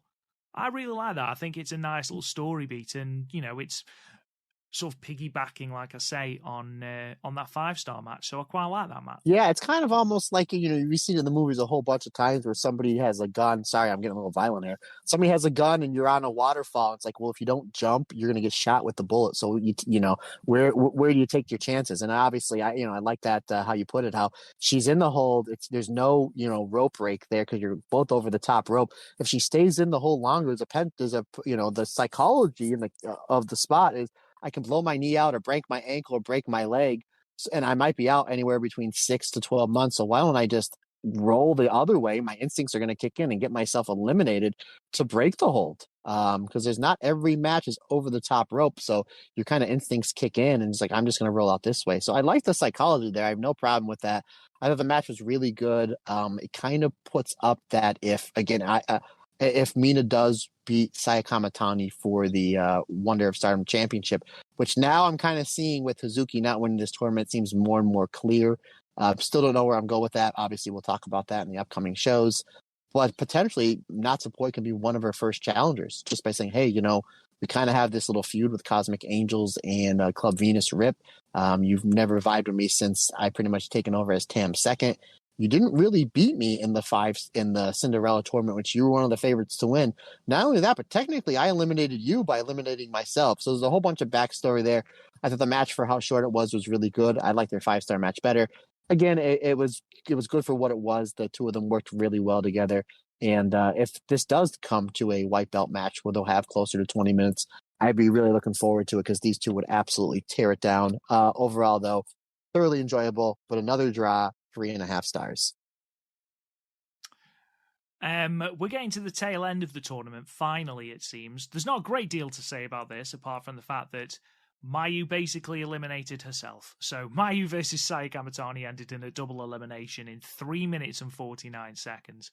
When Mayu Iwatani attempted to reverse and move into a Hurricane Rana on Saya Kamatani and eliminated both of them. And no manner of arguing with the referee or getting back in the ring to sort of try and hoodwink the referee, I think, was gonna change that, especially when Mayu's standing in the ring, sort of talking to Sayurida and going, "Did we both hit?" And Sayurida's like, "Yeah, he did." So ultimately, it's 3.5 minutes. There's not a lot you can say about this. This is so disappointing for several reasons. Again, these two worked fantastic for every second they were in the ring. It was absolute magic because, Mayu, Saya, two of the best wrestlers in the world. But just for the fact that they had like a little bit of intermission before this match. And I'm like, okay, I knew this match was going to go to a draw. I picked it as a draw. I'm like, there's 3 draws on this show. I was like, as much as I'm disappointed that we're not going to get Starlight Kid or Hazuki anywhere near the finals and that Mina and Poi are out, I'm like, I know there's no way Rossi Ogawa, there's no way he's doing 4 draws. And he was right. He didn't. He did 5. There's no way he's doing 4 draws. There's no way. So now we're going to see a definite winner of this Mayu and Saya match. And then where does it go from here? That's all the thoughts I had. There's so many people that I was talking to the night before in the morning of it. So this was the match. This is the match they were most looking forward to. And obviously there was a lot of, loaded stuff in the opening round. I'm like, I can see why everybody's looking forward to this. But it's going to be so great. It's going to be one of the best Cinderella matches of all time. It goes less than 4 minutes. We have a double elimination. I guess if anybody's going to try to hoodwink the referee and be like, hey, can we restart it again? It would be Mayu, which I thought would be awesome. But it was just disappointing for 2 reasons. One, you're giving us another draw, the 4th draw of the show, and we're not done yet. And the fact that even more disappointing, you gave this match Mayu, potentially walking out of Yokohama with the New Japan Women's Championship, and Saya Kamitani, your winner of this tournament 2 years ago, and the greatest white belt champion, and still the white belt champion. We still have more to go. Just disappointing. And this was the match that drew tickets. This was a match that drew interest. This was a match that drew people to buy this pay-per-view. The fact that you gave it less than 4 minutes. Again, I understand your 18 matches on the show. If you're going to do it 9 and 9 next, back to back next year, and just give this match 7 or 8 minutes. Again, these girls worked hard. I had to give them at least 3.5 stars, but ultimately, less than 4 minutes kind of leaves a bad taste in my mouth. No, I get that. Completely get that. If you want someone to go to a time limit draw, Nene and Utami obviously put on, in my opinion, match of the night. I thought it was a fantastic match. But you would want someone like a Mayu and a Saya to go 10 minutes because they could put on an absolute barn burner. But Mayu seems to make a habit at the moment of having the shortest match in the Cinderella tournament. Don't forget she was eliminated in 17 seconds last year by Saki Kashima. So, it's one of them. We're going to get a fantastic Mayu Iwatani match out of Mercedes Mone. So we can't be greedy, Matt. We can't be greedy. Third to last, Momo Watanabe defeating Maika via over-the-top rope elimination in 5 minutes and 50 seconds. And this, I reckon, was where everyone's bracket fell apart. It didn't fall apart in the last 7 matches? Those who didn't have Hazuki had Maika. So I reckon when Hazuki got eliminated, it was just a case of, okay, Maika's winning it. And then Momo Watanabe won it. And everyone was like, oh, crap. Okay. I did mention last week how, obviously me and you had Hazuki, our better halves had Starlight Kid, which was no way was predetermined. I just thought it was funny how that went. So, once they were gone, I was like, because I thought maybe even if Azumi beats Suzuki, maybe Azumi, wins the tournament, considering the fact that you've picked her every year in the last 20 years, and considering the fact that the tournament's not 20 years old, blows my mind. But anywho, so then, I'm looking at the brackets. I'm like, oh, yeah, majority of people I talk to have Maika winning it. I'm like, okay, now this makes sense. And these two have an absolute fantastic match. You have lots of, Momo Queen's Quest callbacks. And that's obviously my favorite version of Momo Watanabe, who's one of my favorite Stardom wrestlers of all time. She's actually on my Mount Rushmore of Stardom wrestlers. And obviously, she's a heel. She's with the Oedo Tai, so she needs to be doing the heel shtick. But when she sprinkles in some of this Queen's Quest stuff and some of her stuff from 2018, when she was the Wonder of Stardom champion, I absolutely love it. And I just liked how, Momo would throw a kick and would get blocked by Maika throwing a forearm, and then Maika would throw a forearm and get blocked by Momo throwing a kick, and they just kept doing it over and over again. I'm like, do it the whole 10 minutes. It could have been 10 minutes of that. I'm like, works for me. Keep doing it. But these two just dropped each other on their heads, lariats, shoulder tackles, heavy mid kicks from Momo. And the finish I thought was awesome. How Maika was on the outside of the apron and Momo comes off the top rope with the Meteor. And not only doesn't blow out her knees, but she doesn't go to when she was going to the top rope, and if she hits this Meteor, they're both going to fall out and we're going to get another double elimination. But Momo keeps her balance, and Mike is the one that goes out. So I thought the finish was really well done. I thought the match was terrific. No problem with this busting a lot of people's brackets. For one, it was a great match. Two, we didn't get another draw on 3. I'm such a massive fan of Momo Watanabe, and it's nice to see her move on in the tournament. 3 3/4 stars. I thought this was great.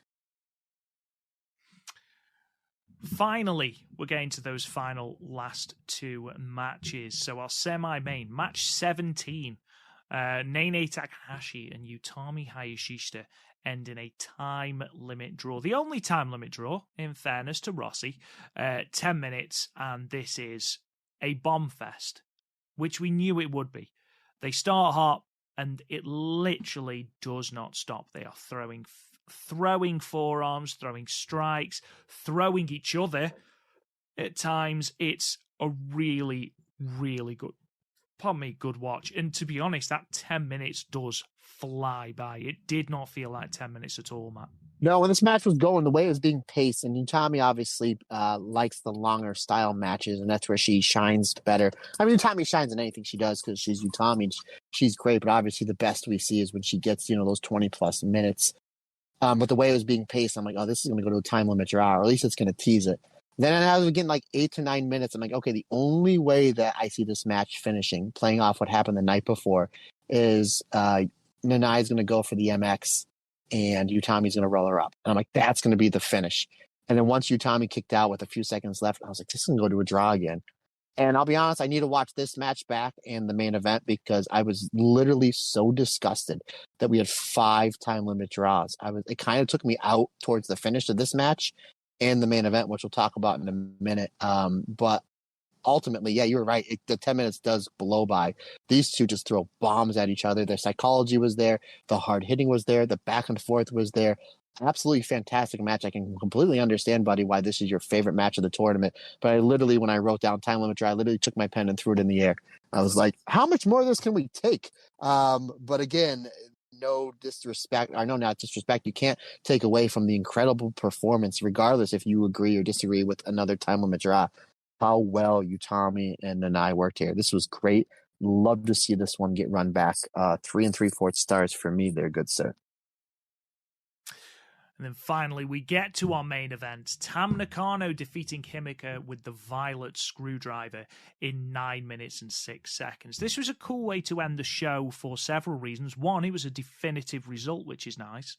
And secondly, Tam getting Himeka up into the Violet Screwdriver and holding her there was a very impressive visual.